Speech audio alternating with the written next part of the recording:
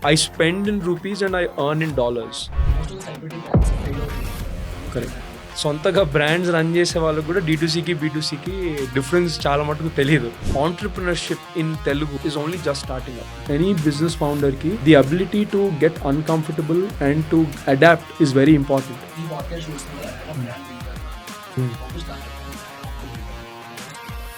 D2C brands ki there are 4 different components.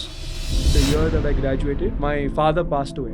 After this life-changing event, I was very scared to take a risk. Our point lo, my wife now, she always believed in me a lot more than I believed in myself. Job chesi save cheskundi oka $10,000 ento unnai aa time lo. I literally invested those $10,000 into the business, all or nothing. ఇండియాలో D2C చాలా fast గా grow అవుతుంది. Currently it has around $60 billion market. 2030కి అదే market $300 billion కి grow అయ్యే chance ఉంది. ఇప్పటి వరకు మనకి బ్రాండ్స్ అంటే foreign brands, but there is a large scope for Indian brands going global. ఈ రోజు మన తెలుగు కనెక్ట్స్ ఎపిసోడ్ 3లో we have mister Vijay Sivaraju, the founder of Ecomous. Indian products కి గ్లోబల్ వెళ్లే పొటెన్షియల్ ఉంటే they help those brands to go global. ఈ podcast లో ఒక D2C బ్రాండ్ స్క్రాచ్ నుంచి ఎలా బిల్డ్ చేయాలి, మ్యానుఫ్యాక్చరర్స్ ని ఎలా ఫైండ్ అవుట్ చేయాలి, దానికి డిస్ట్రిబ్యూషన్ అండ్ లాజిస్టిక్స్ ని ఎలా సాల్వ్ చేయాలి, ఒక ప్రోడక్ట్ కి ఎలా మార్కెట్ చేయాలి, ఈ థింగ్స్ అన్ని ఈ పాడ్కాస్ట్ లో నీకు డీటెయిల్డ్ గా అర్థమవుతాయి. Enjoy our today's podcast. ఈ పాడ్కాస్ట్ లో మీరు ఏమైనా నేర్చుకున్నారనిపిస్తే please do like and subscribe. ఈ పాడ్కాస్ట్ లో మీకు ఏ సెగ్మెంట్ అయితే బాగా నచ్చిందో కింద కమెంట్ బాక్స్ లో చెప్పండి. అండ్ మీలానే బిజినెస్ ఇంట్రెస్ట్ ఉన్న మీ ఫ్రెండ్స్ కి ఈ పాడ్కాస్ట్ ని షేర్ చేయండి. Hi Vamsi. సో D2C బాగా బూమ్ అవుతుంది ఇండియాలో. Yeah, చాలా మంది D2C బ్రాండ్స్ బిల్డ్ చేద్దాం అనుకుంటున్నారు. correct. This podcast whole reason ఏంటంటే if somebody wants to build D2C brand ఎలా బిల్డ్ చేయాలి ఫ్రమ్ స్టార్ట్ టు ఎండ్, ఈ పాడ్కాస్ట్ చూస్తే వాళ్ళు క్లారిటీ వచ్చేయాలనుకుంటాం. So that is the whole agenda of this podcast. Before going through this, మనం అసలు D2C brand అంటే ఏంటి, అసలు D2Cకి B2C బ్రాండ్స్ కి డిఫరెన్స్ ఏంటి అది డిస్కస్ చేయాలి. Actually a very interesting question. ఎందుకంటే చాలా మందికి D2Cకి B2Cకి అసలు డిఫరెన్స్ తెలియదు. And I'm not talking about general audience, even సొంతగా బ్రాండ్స్ రన్ చేసే వాళ్ళకి కూడా D2Cకి B2Cకి డిఫరెన్స్ చాలా మటుకు తెలియదు.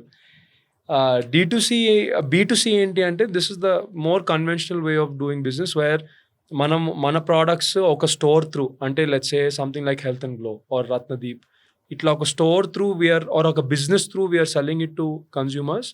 బ్రాండింగ్ మందే ఉంటుంది. మన బ్రాండింగ్ ఉన్న products when we're selling to customers through a store, that is business to consumer or business to customer, that is B2C.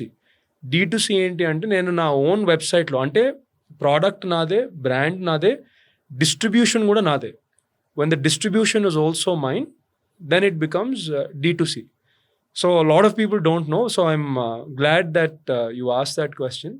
But yeah, overall D2C and B2C, there's a lot of overlap because now ఇప్పుడు in today's market ఒకళ్ళే website మీద ఒకళ్ళే cell చేయలేరు, లేదంటే only market ప్లేసెస్లో cell చేయలేరు, లేదంటే only offline cell చేయలేరు. You have to be omni present. So now there's a lot of overlap between D2C channels, B2C channels, maybe sometimes even B2B channels. But overall, this is the major difference between a D2C and a B2C. మనం ఒకటి అన్ని segment చేసి జనాలు Sure. అంటే market place ఏంటి, omni channel marketing ఏంటి, Yeah. చేసుకోలేదు. Correct. Start చేద్దాం. Correct, yeah. మీ ఫేవరెట్ D2C బ్రాండ్ ఏంటి ఇన్ టర్మ్స్ ఆఫ్ ఈ బ్రాండ్ చాలా బాగా ప్లాన్ చేస్తున్నారు, ఈ బ్రాండ్ చాలా బాగా పర్ఫార్మ్ చేస్తున్నారు, అలాంటి బ్రాండ్స్ ఏమైనా ఉన్నాయి మన ఇండియాలో? Yeah, so నాకు when I think about, నాకు numbers అంటే చాలా ఇష్టం. So when I'm looking at business or when I'm looking at brands, నాకు more than emotions, of course వాళ్ళు చేసే product should be good and product efficacy అనేది కూడా ఉండాలి. బట్ అవన్నీ పక్కన పెట్టేస్తే I'm a very big numbers guy. నాకు the numbers speak to me more. And when I say numbers, ఇప్పుడు ఒక బిజినెస్ స్టార్ట్ చేయడం ఒక ఎత్తు అయితే దాన్ని స్కేల్ చేయడం ఎట్లా, అండ్ స్కేల్ చేయడం కూడా హౌ ఆర్ యూ స్కేలింగ్, ఆ ప్రాసెస్ అంతా కూడా నేను చూస్తాను. సో ఫ్రమ్ దాట్ పర్స్పెక్టివ్ నాకు some brands that I recently read about and that I recently found out more about, even the public ఐలో ఇవంతా ఉండకపోవచ్చు. అంటే ఇప్పుడు ఒక ఒజైవా అని చెప్పి ఒక బ్రాండ్ ఉంది. Maybe it's not as big as Mamaearth in terms of popularity పరంగా maybe it's not that big, it could or could not be. But Ozaiva is also a skincare or a hair care, like a skin and hair care brand, where it's able to do the numbers at a very big scale while being profitable. For me, that is very unique. Not everybody can do that. But Rare Rabbit undi. India, there are so many good brands, clothing brands, so many good brands that have introduced fast fashion or that have introduced Indian twist to fashion unnai. Kani Rare Rabbit is one example where they are able to do it in a profitable way, which is very rare. And Rare Rabbit is also an example where unlike any of the other brands, ఇప్పుడు మనం snitch అనుకోండి ఇంకోటి అనుకోండి, the models are definitely unique and they're growing as brands and expanding as brands. Rare rabbit మీరు ఎప్పుడైనా interviews చూసినా podcast చూసినా ఆ ఫౌండర్ గురించి విన్నా కానీ ఈయన ఏంటంటే he spent months together figuring out the crux of the business. ఇప్పుడు crux of the business for a apparel business, if you ask me, definitely distribution is important, but the design, the material, the sourcing of that material, stitch, all of that also play a big role. And this guy is somebody that's perfected that before he started a D2C brand, and I think that adds a lot of value. I also think because of that they're able to scale the way they've been doing it. I mean, Rare Rabbit I've known for a while, but I didn't know the backstory of it until recently. Ozaiva also, even though it's been in the market for a while, like until last year నాకు అసలు ఈ brand పేరే నేను వినలేదు. So when I come across stories like this, నాకు this is very interesting. ఈ brands where their burn rates are positive, where their burn rates are positive and they are still doing thousands of crores అనేది it's one in a million అని చెప్పుకోవచ్చు. So for me that is very interesting because this is something that not easy in a D2C brand. So atla for me, when I see cases like this, that's what attracts me more than anything else. Even the Rare Rabbit కానీ Ecomous కానీ ఇంత positive గా numbers రావడానికి reason ఏమేమి ఉంటుందో? See, I think ఇప్పుడున్న D2C world లో 3-4 years back anybody could create an ad and run it on Facebook and get a 3 ROAS. ROAS అంటే రిటర్న్ ఆన్ యాడ్ స్పెండ్. అంటే ఇప్పుడు నేను 1 రూపీ స్పెండ్ చేస్తే నాకు ఆ 1 రూపీ స్పెండ్ చేసిన దానికి నేను 3 రూపీస్ ఎర్న్ చేస్తే my ROAS is 3. So with that concept 3-4 years ago, even somebody that's not an expert in marketing ఒక basic neat looking ad create చేసి రన్ చేస్తే 3 ROAS ఈజీగా వచ్చేసేది. ఇన్ టుడేస్ వరల్డ్ 2 ROAS రావటం కూడా is very challenging. Even though you have a good product, even though you probably have very good branding, very good, you are an expert in marketing, 2 ROAS anedi people dream of getting. So in today's world, I think D2C brand positive avali ante first purchase lo you can never make money. You can only make money on the second, third, fourth, fifth purchase and so on. So I think what is important is your customer return rate. Ante oka customer enni saarlu vachi malli మీ దగ్గర కొంటున్నారు. Because the first purchase you're anyway not making any money. Second purchase నుంచి మనకు profit అనేది start అవుతుంది. So the only way to be profitable and to grow to big numbers is if your return rate is healthy, is high. I feel like, and that will only happen if your product is damn good or if the efficacy of a product, అంటే ఇప్పుడు for example Ozaiva అనేది if it's showing results, it's more result oriented product. Results చూపిస్తున్నారంటే automatically people will come and buy the second time or the third time. Rare rabbit అనేది results ఉండవు. It's more like how you feel, how you fit in to a certain clothing. So if their quality is very good. ఇప్పుడు చాలామంది ఇప్పుడు మనకు Zara, H&M's అనే brands, even Snitch for that matter, everybody knows that after 3-4 washes it's gone and people know that and they also buy because fast fashion. నేను ఈరోజు జారాలో కానీ స్నిచ్లో కానీ ఒక షర్ట్ కొంటే I buy it with the intention that 3-4 times నేను మంచిగా వాడి don't repeat it, I'll get something new on it. So when you are doing something different where you are giving customers a different feel about it, అంటే నాకేంటంటే branding, ఒక brand అంటే it's more about the aspiration that the brand is selling, not the product that they're selling. So I think these brands have sort of they've nailed it where they said that either the product works really well where the customers are seeing results, or the customers are feeling good when they use these products, which is improving the return rate. So atla return rate improve ayinappudu I feel like that is the secret of success in today's D2C world, and this might very well change in the next 12 to 24 months because the pace at which the D2C world is changing, I don't think any other industry has changed inta frequent ga or inta volatile ga in the past.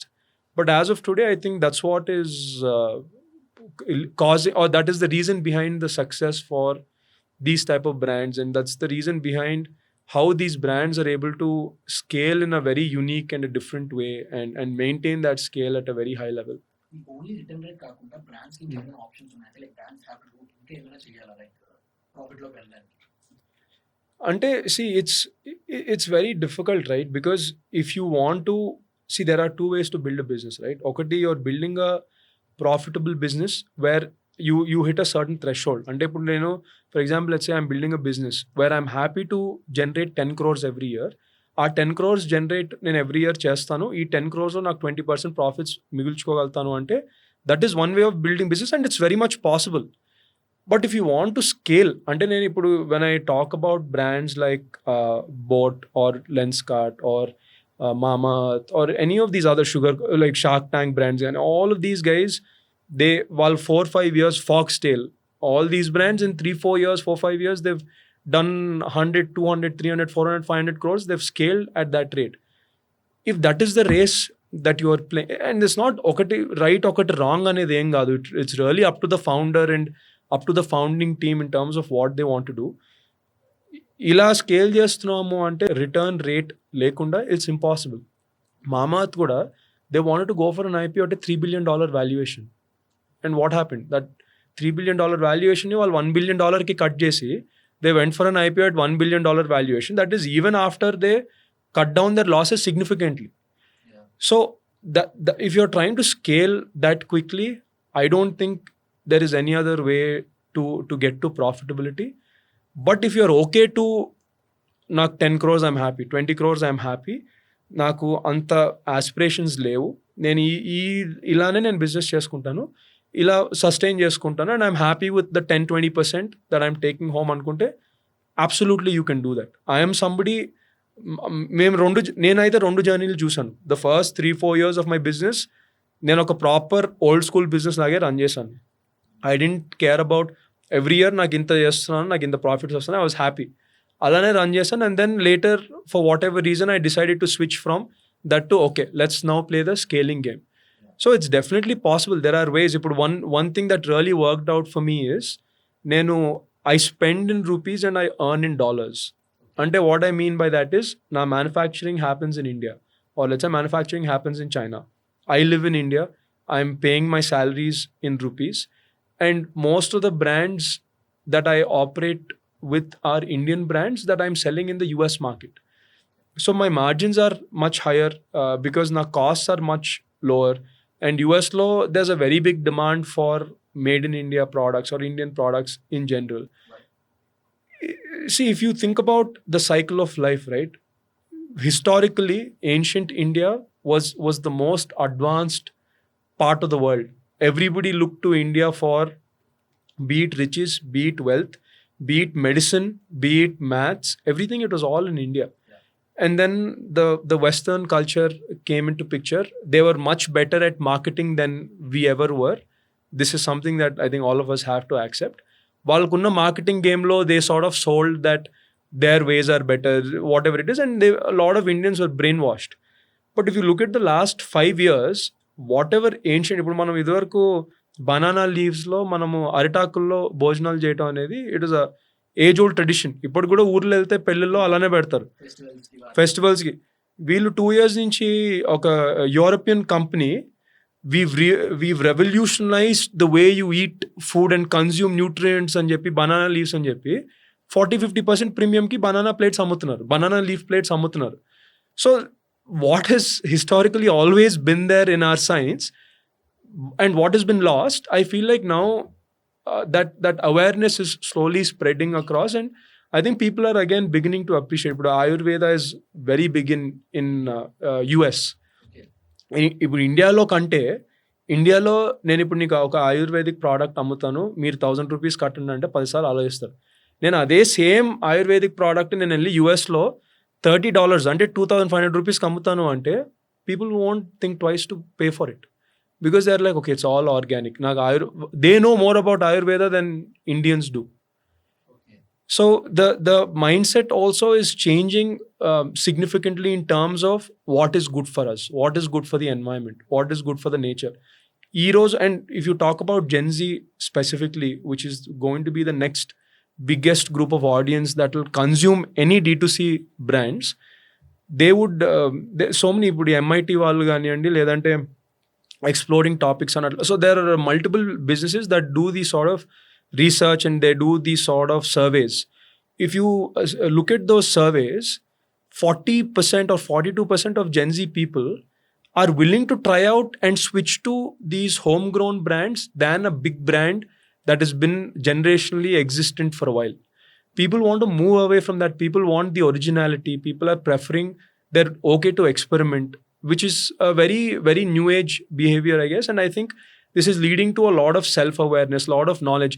మనకి ఇదివరకు రోజుల్లో ఒక కస్టమర్కి ఒక ఈ hair product మీకు work out అవుతుంది, మీరు యువర్ బాల్డింగ్, మీరు ఈ బిల్లలు వేసుకుంటే మీకు ఓవర్ నైట్ జుట్టు వచ్చేస్తుంది అంటే ఏం చూసేవాళ్ళు కాదు. డైరెక్ట్గా వెళ్ళి ఒక 10 రూపాయలు ఇచ్చి ఆ బిల్లలు తీసుకొని వేసుకొని తాయితు కట్టుకొని పడుకునేవాళ్ళు.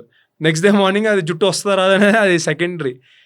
ఇప్పుడు అలా లేదు. Now if I'm selling a hair care product, they look at ఏం ఇంగ్రీడియంట్స్ వాడుతున్నారు, ఆ ఇంగ్రీడియంట్స్ని గూగుల్ చేస్తారు, పర్సంటేజ్ ఎందుకు వాడు.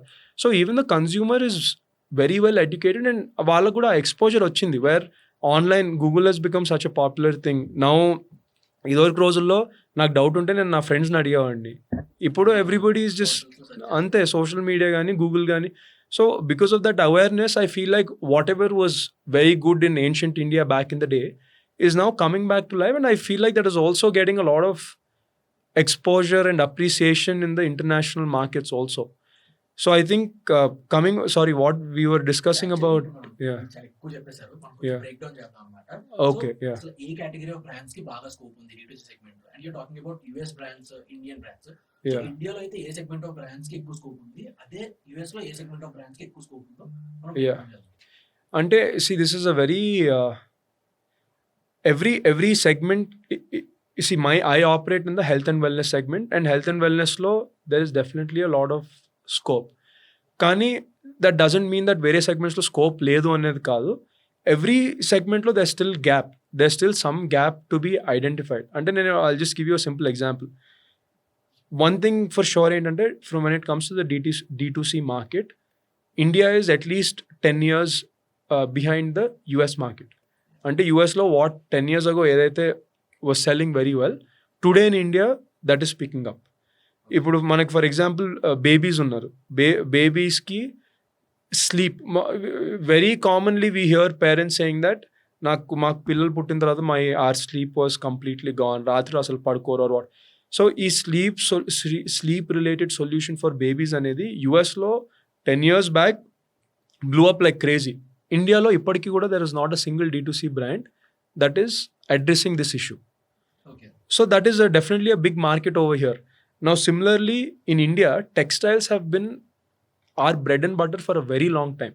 మనకి టెక్స్టైల్స్ కానివ్వండి, క్లోదింగ్ కానివ్వండి, or the hand craft whatever materials. మనం ఇప్పుడు శిల్పారామం అలాంటి స్టోర్స్కి వెళ్తే పీపుల్ నో ఎగ్జాక్ట్లీ. ఇప్పుడు ఒక కుర్తా, ఒక లినెన్ షర్ట్ కానీ లినెన్ కుర్తా కానీ nobody is willing to pay a premium because it is so widely available.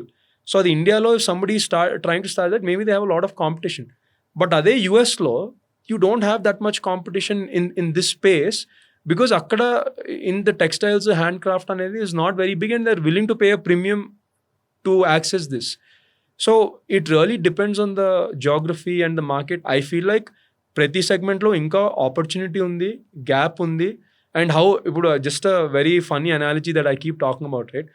ఒకప్పుడు మనకి తెలుగు సినిమా, హిందీ సినిమా అని ఉండేది, and now those borders are sort of వెళ్ళిపోయి ఇండియన్ సినిమా ఎట్లాగైతే అయిందో, ఒకప్పుడు ఇండియన్ బ్రాండ్స్, యుఎస్ బ్రాండ్స్ అట్లా ఉండి ఇప్పుడు that border is going away and it's becoming like a global brand. Even for D2C small brands there is enough opportunity or enough avenues for it to become a global brand also. So to be very honest, every segment lo you will find an opportunity. I'm very much into the health and wellness space, especially after COVID. This space has been really picking up. So of course my vote goes for that, but it doesn't mean that various spaces lo opportunity ledu, saturate అయిపోయింది అని ఏం కాదు. The biggest secret behind D2C is find a demand for something that is very unorganized and you organize it. That's what a brand is. That's literally what a brand is.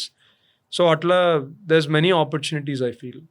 Health and wellness కి ఇండియాలో ఎంత scope ఉందో US లో కూడా అంతే scope ఉంది, అంతే market ఉంది. ఇండియాలో ఇంకా ఎక్కువ స్కోప్ ఉంది because compared to US. Compare to US because అంతమంది ప్లేయర్స్ లేరు ఇండియాలో. యుఎస్లో దర్స్ already a lot of brands and a lot of saturation when it comes to health and wellness. Indialo definitely there's more scope. There are of course a few certain products or a few certain avenues that are, let's say, made in India, scope ఉన్న products వాటికి యుఎస్లో కూడా scope ఉంది. అంటే ఇప్పుడు for example let's say న్యూట్రిసిటికల్స్లో nutraceuticals has always been there in the US and especially for wellness or ఇప్పుడు biohacking అనేది ఒక is a huge thing, viral అవుతుంది and it's been there for a while. బయో హ్యాకింగ్లో there are a few products that have been in the US for a while, but now biohacking based on only natural ingredients అనేది is really blowing up. It is in the health and wellness space. ఇప్పుడు యుఎస్లో దానికి scope ఉంది, but obviously I feel like that is easier to push in India because of the lack of competition than in the US market. Okay. So I think it really is a case by case basis. And this also, see, I feel like if somebody comes to you and tells you that they're an expert in D2C and they can crack any industry, I feel like it's a bluff. నేను కూడా ఏ రోజు నేను even though I work with multiple brands, I will never tell you that I'm a D2C expert because నాకు only health and wellness గురించే తెలుసు. ఈ ఏరియాలోనే నేను I will play. If I try to use the same sort of tricks and tactics, let's say in the apparel industry, maybe I'll fail miserably. So every segment in D2C is very different and every customer in a D2C segment is very different. So I think it really depends on which segment you're an expert in and our segment lo what are the available gaps and you look for that. I think at least until 2030 D2C anedi will be the biggest opportunity for a common man to start their own business with as little skills as possible. But I think the opportunities are really endless. ఇంత opportunities ఉన్నాయి కాబట్టి ఇప్పుడు celebrities కూడా D2C brand start చేస్తున్నారు. But Correct. We observe most of the celebrity brands fail అవుతున్నాయి ఇండియాలో. Correct. ఎందుకు Correct. Fail అవుతున్నాయి? అగైన్ బ్రాండ్ అంటే ఇట్స్ నాట్ ఒక షర్ట్ మీద మనం ఒక పేరు రాసి అమ్మేయటం అనేది, దట్స్ నాట్ అ బ్రాండ్. ఒక D2C బ్రాండ్ స్టార్ట్ చేయాలి అంటే it takes a lot of planning, lot of execution and lot of time and effort. You have to figure out manufacturing, you have to figure out distribution, you have to figure out marketing, you have to, and biggest thing is you have to figure out data analytics. How are you reading the data? How are you మనం వచ్చిన డేటాని మనం ఎలా చూస్తున్నాము, ఎలా break down చేస్తున్నాము, break down చేసిన దాని దగ్గర నుంచి ఏం నేర్చుకుంటున్నాము, అది నేర్చుకొని how are you implementing that. Most of the celebrity brands that I am seeing is people that are trying to take opportunity of somebody's following. అంటే ఇప్పుడు ఒక సెలబ్రిటీ ఉన్నారు, వాళ్ళకి ఒక 10 million or 100 million ఫాలోవర్స్ ఉన్నారు, వీళ్ళ ఫాలోవర్స్ ఉన్నారు కాబట్టి వీళ్ళకి క్విక్గా అమ్మేద్దాము, అమ్మేసి మనం క్విక్గా డబ్బులు చేసుకుందాం అనే మైండ్ సెట్తో వెళ్తున్నారే తప్పితే ఒక మీనింగ్ఫుల్ ప్రోడక్ట్ ఉంది, ఈ మీనింగ్ఫుల్ ప్రోడక్ట్ని మనము ఇంకా బిగ్ చేద్దామనే అనే అప్రోచ్తో చాలా తక్కువ మంది వెళ్తున్నారు. I feel like this is the biggest reason why a lot of creator led brands కానివ్వండి, సెలబ్రిటీ బ్రాండ్స్ కానివ్వండి, ఇవన్నీ ఫెయిల్ అయ్యేవి are to hit a certain threshold and then from there drop off slowly, because this is the main reason. వాళ్ళకి they're not focusing on the product, they are looking at an opportunity to make quick money, they are going at it, they are making quick money and అక్కడితో close. Money కూడా make అంతే fail అయిపోతుంది. Yeah, so I feel like that is the big difference. నాకు అట్లా it's funny that you say this, right? Like in US law I've seen some brands that have worked. I was about to ask, US law brands ఏమైనా celebrity brands బాగా success అయ్యాయా? Yeah, so one good example is then I keep talking about Ryan Reynolds. Nobody knows that this guy Ryan Reynolds anangane everybody thinks about Deadpool, or everybody thinks about this a very funny guy, or maybe his wife who's Blake Lively and their relationship as a couple. But this guy is so smart. When he wanted to become an investor and he wanted to start his own brands, the first company that he acquired is one of the most successful marketing agencies in the US. Okay. One of the most successful marketing agencies in the US ni ayana konesadu. I think he got like 51% or 60% stake in that company. Kon tarvata when he started creating his own brands, he made sure that they were all marketed by this agency and they were all distributed by a certain distribution channel. So he's somebody that thought it through. అంటే వాళ్ళు నాకు following ఉంది, నేను ఏదో ఒకటి అమ్మేస్తానని కాకుండా he laid the foundation very well. ఫౌండేషన్లో ఆయన ప్లానింగ్ చేసుకొని మొత్తం చేసుకొని చేసిన తర్వాత he was able to do it. Similarly ఇప్పుడు కైలీ కాస్మెటిక్స్ ఉంది. For a very long time it was one of the most successful selling cosmetics brand in the US. It's all based on Kylie Jenner. It was not something ఇప్పుడు Kylie Jenner వచ్చి నాకు నేను cosmetics start అవుతానని ఆయన business model కాదు అది. There were a group of people who understood D2C, who also had very good connects with the VC network. They were able to figure out good products. ఇదంతా figure out చేసిన తర్వాత they approached Kylie Jenner saying that నువ్వు ఏం చేయొద్దు, you just be the face of the brand, you don't be involved in the day to day operations అని చెప్పి they formed a business collaboration in such a way that she becomes the face of the brand. She's a minority owner in that company. Even though that brand is named after her, nobody knows that she's a minority owner in the company. The marketing, the path was very straightforward, saying that Kylie Jenner is just for marketing. There are other experts. There's a CEO that's running that company. There is a group of R&D team that is doing research in terms of how the products are being formulated. There is a logistics team that is taking care of the distribution. So much planning goes into creating and building and growing a brand. I feel like that is missing here in most brands, because Indian brands, ఎందుకంటే it's exciting, right? Okay, నాకు 10 million followers ఉన్నారు, ఇమీడియట్గా నాకు ఇప్పుడు ఉన్న 10 million ఫాలోవర్స్లో నేను ఏమన్నా start చేసినా కానీ ఒక 10% అయినా కన్వర్ట్ అవుతారు. 1 million ఫాలోవర్స్ ఒక్కొక్కరు నాకు 1000 రూపీస్ పే చేస్తారు, చాలా డబ్బులు అనుకుంటాం. కానీ it's not that simple and that straight forward. And I feel like that is also why most brands end up, not only celebrity led brands, I talk to at least on a monthly basis, there's at least 50 to 60 brands that I talk to, because they pitch to us. In that process, this is the biggest issue that I always see. They find a low hanging fruit, okay, easy to pluck, easy to reap benefits of it anukuntaru, akkarto ayipotundi. So I guess it's still a very initial stages where people have a lot of misconceptions about what it takes to build a D2C brand. And I think that's where a lot of failures are also arising from. ఇప్పుడు ఈ podcast చూస్తున్న వాళ్ళు ఎవరైనా brand build చేద్దాం అనుకుంటే how to start a brand, how to build a brand, how to scale a brand? D2C బ్రాండ్స్కి బ్రాడ్గా categorise చేయాలి అంటే there are 4 different components. One is the manufacturing part of it. Second ఏంటంటే logistics. Third ఏంటి అంటే branding and marketing. Fourth, most important thing, team. So when you are thinking about a brand, manaki, and when I say logistics, it also includes distribution. Meeru brand gurinchi aalojistunappudu all the 4 pillars are extremely important, and you should know day one. You don't meek perfectionist అవ్వాల్సిన అవసరం లేదు in any of these, but idea అయితే ఉండాలి. ఈ 4 ఇప్పుడు నేను ఈరోజు ఒక స్కిన్ కేర్ బ్రాండ్ స్టార్ట్ చేస్తున్నానంటే నా మ్యానుఫ్యాక్చరింగ్ నేను ఎక్కడి నుంచి తెచ్చుకోగలుగుతాను, మ్యానుఫ్యాక్చరింగ్ తెచ్చుకుంటే నేను దాన్ని ఎట్లా డిస్ట్రిబ్యూట్ చేయగలుగుతాను, డిస్ట్రిబ్యూట్ చేయాలంటే దాన్ని ఎట్లా మార్కెట్ చేయగలుగుతాను, ఇవన్నీ చేయాలంటే ఎలాంటి టీంతో నేను ఎగ్జిక్యూట్ చేయగలుగుతాను at a very high level. And మీరు if you have any specific questions మీరు please feel free to ask me. కానీ ఒక హై లెవెల్లో మనం చూస్తే ఈ 4 పిల్లర్స్ అనేవి are the most important. And I think ఇది కావాలి మనకు, ఒక D2C బ్రాండ్ కావాలి అంటే ఈ 4 పిల్లర్స్లో ఏ పిల్లర్ లేకపోయినా కూడా it is tough to succeed. Yeah. So we are very fortunate that as per norms, మీరు ఏ ప్రోడక్ట్ కావాలని, ఇప్పుడు ఎనీ ప్రోడక్ట్ ఇండియాలో మీరు కొన్నది ఏ ప్రోడక్ట్ అయినా కానివ్వండి, ఆ ప్రోడక్ట్ వెనకాల మ్యానుఫ్యాక్చర్డ్ బై అని నీట్గా వాళ్ళ అడ్రస్, కాంటాక్ట్ డీటెయిల్స్ అన్నీ ఉంటాయి. సో మ్యానుఫ్యాక్చర్ ఒకప్పుడు maybe it was very difficult నాకు ఇప్పుడు టు ఫైండ్ అవుట్. నాకు ఈరోజు మీరు ఏ బ్రాండ్ అన్నా మీరు చెప్పండి, ఇప్పుడు మామా-ఎర్త్ కానివ్వండి, లేదంటే ఇంకొక రేర్ ర్యాబిట్ కానివ్వండి. మేబీ రేర్ ర్యాబిట్ ఇస్ కొంచెం క్లోదింగ్ కాబట్టి it's probably not as transparent, but anything consumables మీరు చూస్తే నీట్గా పెట్ ప్రోడక్ట్స్ కానివ్వండి, హెయిర్ కేర్ ప్రోడక్ట్స్ ఏదన్నా కానివ్వండి, అది మీరు ఆర్డర్ పెట్టి ఆ బాటిల్ వెనకాల తిప్పితే వాడు మ్యానుఫ్యాక్చరింగ్, ఆ కంపెనీ పేరు, అడ్రస్, ఫోన్ నెంబర్, ఈమెయిల్ అన్నీ ఉంటాయి. That is made it very easy. ఇప్పుడు నాకు కావాలి, ఇప్పుడు నేను if I have to start ఒక కొత్త స్కిన్ కేర్ బ్రాండ్ నేను స్టార్ట్ చేయాలంటే easiest thing, the first thing I will do is top 15, top 20 skin care brands ఏమున్నాయో చూసుకుంటాను.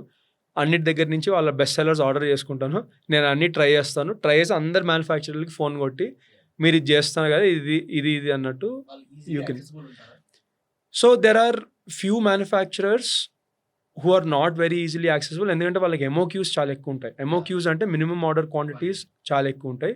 But there are also a handful of manufacturers who are very professional about, మనం ఇప్పుడు ఒక కొత్త order వస్తే, కొత్త కస్టమర్ వస్తే వాళ్ళకి పాలసీస్ ఎలా ఉంటాయంటే, మీరు వచ్చి నాకు 100 ఆర్డర్స్ ఇచ్చినా, మీ ఫ్రెండ్ వచ్చి నాకు 1000 ఆర్డర్స్ ఇచ్చినా, I will give you the same service. ఎందుకంటే మ్యానుఫ్యాక్చరర్స్ కూడా ఇప్పుడు ఎట్లా అయిపోయారంటే కార్పొరేటైజ్ చేస్తున్నారు.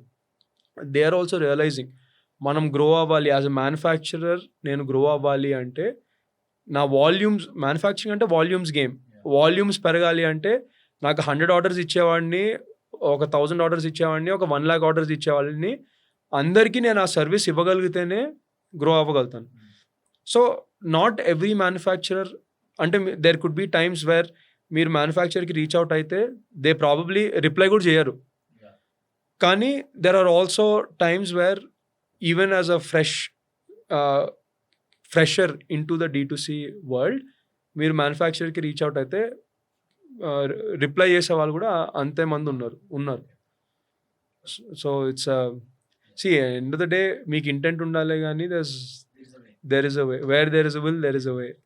అంతే. సో ఒకటి మనం మాట్లాడుతున్నాం, మ్యానుఫ్యాక్చరర్ అయిపోయింది, నెక్స్ట్ సెగ్మెంట్ ఫర్ ఎగ్జాంపుల్ మన టీం గురించి లాస్ట్ లో డిస్కస్ చేద్దాం. షూర్. డిస్ట్రిబ్యూషన్ ఎలా క్రాక్ చేయాలి?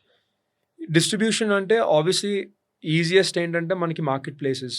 Amazon has made it very easy for distribution, that is the easiest to do.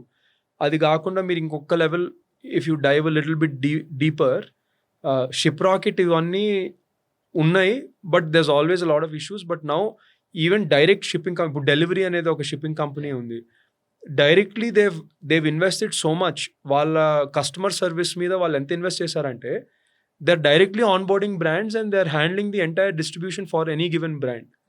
So ఇలాంటి కంపెనీస్ లైక్ డెలివరీ కానివ్వండి, లేదంటే షిప్ రాకెట్ కానివ్వండి, ఇప్పుడు they are very much, everybody wants to support D2C brands. So వాళ్ళు కూడా they are very accommodating when it comes to newcomers or freshers. So it's become very easy. Naku entante personally marketplaces are good, but I am not a fan of marketplaces. Endukante నేను ఇప్పుడు market ప్లేస్లో కష్టపడి marketing చేసి నేను నా డబ్బులు invest చేసి అన్నీ చేసి నాకు ఒక సేల్ వస్తే నాకు ఆ కస్టమర్ ఈమెయిల్ రాదు, ఆ కస్టమర్ ఫోన్ నెంబర్ రాదు, డేటా ఏమి రాదు. నేను ఇప్పుడు ఒక న్యూ లాంచ్ చేస్తున్నాను ప్రోడక్ట్ న్యూ లాంచ్ చేస్తే నేను మళ్ళీ ఫస్ట్ ఆర్డర్కి నేను ఎంత అయితే డబ్బులు స్పెండ్ చేశానో అంత కాకపోయినా అట్లీస్ట్ 80% ఆఫ్ దట్ మళ్ళీ నేను స్పెండ్ చేయాల్సి వస్తుంది. అదే నేను నా ఓన్ వెబ్సైట్లో నేను సెల్ చేస్తే, నేను ఇప్పుడు ఫస్ట్ ప్రోడక్ట్ నేను మీకు మై క్యాక్ అంటే కస్టమర్ యాక్విజిషన్ కాస్ట్, ఇప్పుడు నేను ఒక ఆర్డర్కి నేను ఎంత మనీ స్పెండ్ చేశాను, లెట్స్ అజ్యూమ్ ఇట్స్ 100 రూపీస్. మీరు నా వెబ్సైట్లో మీరు కొనడానికి నేను 100 రూపీస్ స్పెండ్ చేస్తే, నెక్స్ట్ టైం న్యూ లాంచ్ చేసినప్పుడు 20 రూపీస్తో నేను మీ చేత కొనియగలుగుతాను. అది మార్కెట్ ప్లేసెస్లో it's not possible. So I was never a big fan of marketplaces. కానీ లోయెస్ట్ హ్యాంగింగ్ ఫ్రూట్ అయితే అమెజాన్ కానివ్వండి, ఫ్లిప్కార్ట్, నైకా, ఇప్పుడు ఇంకా ఈ మధ్య ఇంకా చాలా వస్తున్నాయి, బట్ బిగ్గెస్ట్ థింగ్స్ అయితే ఇవే. So I think logistics and distribution also, ఇవన్నీ ఏంటంటే they take time to figure out, but not impossible. So distribution and logistics అయితే అంతే. This is what and now ఇంకా చాలా కంపెనీస్ కూడా వస్తున్నాయి వేర్ వాళ్ళు అమెజాన్స్తో టైఅప్ చేసి అమెజాన్ వేర్ హౌసింగ్ కాకుండా వాళ్ళు ఇండివిజువల్గా వేర్ హౌసెస్లో they are renting it out to Amazon. వీళ్ళు ఏంటంటే ఇఫ్ యూఆర్ ఫైండింగ్ ఇప్పుడు డోర్స్ డైలీ అని చెప్పి ఒక కంపెనీ ఉంది, వీళ్ళు they are Amazon certified partners. ఇప్పుడు అమెజాన్కి ఏంటంటే they are going asset light. ఇదివరకు Amazon used to have their own warehousing, their own logistics, their own everything. యూఎస్లో అయితే అట్లానే ఉంటుంది. ఇప్పుడు ఇక్కడ ఇండియాలో they are going asset light where they are tying up with companies like Doors Daily who have warehouses, who have the logistics capabilities, and Doors Daily వాళ్ళు Amazon ఆర్డర్స్ని fulfil చేస్తున్నారు. నాకు ఇప్పుడు ఏంటంటే if I'm able to establish doors daily వాళ్ళతో డైరెక్ట్గా connect నేను establish చేయగలిగితే ఒక normal D2C brand, they are very much happy because వాళ్ళు అమెజాన్కి ఇవ్వాల్సిన కమిషన్ వాళ్ళు ఇవ్వాల్సిన అవసరం లేదు. For me as a brand నాకు డేటా వస్తుంది, so it's a win situation.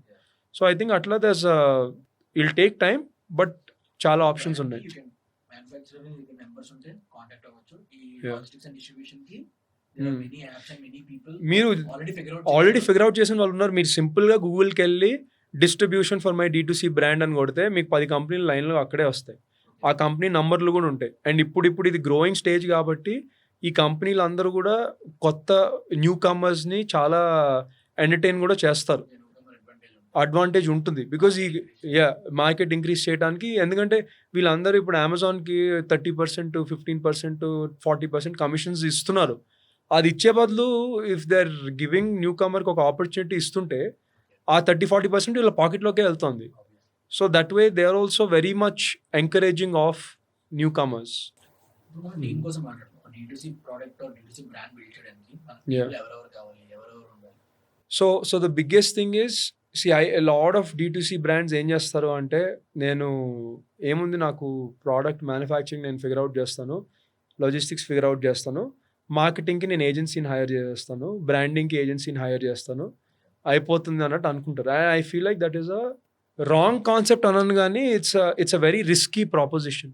ఎందుకంటే మోస్ట్ ఏజెన్సీస్ నేను రాసిస్తాను, you talk to any agency, వాళ్ళు నేను మీకు ఇన్ని క్లిక్స్ తెచ్చాను, ఇంత ట్రాఫిక్ తెచ్చాను, మీకు ఇంత వ్యూస్ తెచ్చాను అనే మాట్లాడతారు. కానీ nobody talks about cost per acquisition. నేను మీకు ఇంత తీసుకురాగలుగుతాను, మీకు ఇన్ని కన్వర్జన్స్, పర్ఫార్మెన్స్ మార్కెటింగ్ అని మధ్యలో ఏదో చాలా బజ్ స్టార్ట్ అయింది. ఏంట్రా బాబు ఈ పర్ఫార్మెన్స్ మార్కెటింగ్ అని నేను 2-3 ఏజెన్సీలతో మాట్లాడితే, సార్ మీ CPMs ఇప్పుడు 20 ఉన్నాయి సార్, నేను 10 చేసేస్తాను అంటారు. నాకు ఏమొస్తుంది? సో నేను మై సింపుల్ కాన్సెప్ట్ ఇస్, ఒక ఆర్డర్ నాకు ఒక వ్యూ వచ్చినా పర్లేదు, if that 1 click or 1 view is converting into a sale, I'm happy to pay 100 rupees for cost per click than paying 1 rupee for cost per click and getting 200 clicks and getting no sales. That is how every D2C founder should think. ఇది lack of knowledge వల్ల ఏమనుకుంటారంటే, అబ్బా నాకు 1000 నేను పెట్టిన 100 రూపాయలకి 1000 people వచ్చి చూసేసారు నా వెబ్సైట్, నేను ఓవర్ నైట్ ఇప్పుడు ఫేమస్ అయిపోతాను, అసలు రేపటి నుంచి అసలు ఆర్డర్లు ఎట్లా ఫుల్ఫిల్ చేయాలో కూడా నాకు అర్థం కాదు అన్నట్టు అలా ఆలోచిస్తారు. So I think one very important thing is, మీకు if you don't have the money to build the team in house, you can outsource it, but you should have at least, ఇప్పుడు మార్కెటింగ్ మీరు outsource చేస్తున్నారంటే ఒక marketing expert మీకు in house ఉండాలి, who will be able to coordinate with that agency. ఆ agency వాళ్ళు ఏమైనా bluff చేస్తున్నారు, లేదంటే వాళ్ళు ఇంకేమైనా చేస్తున్నా కూడా this marketing expert should be able to call that out. That is very important. ఎందుకంటే ఏజెన్సీ వాళ్ళకి బ్రాండ్ గ్రో అవ్వాలనేది సెకండరీ, వాళ్ళకి నా మంత్లీ నా రీటైనర్ ఎట్లా రావాలనేది primary. So similarly if somebody website డెవలప్మెంట్కి ఇప్పుడు ఈ రోజుల్లో మీకు షాపిఫై అంతా వచ్చేసిన తర్వాత కోడింగ్ ఏం అవసరం లేదు.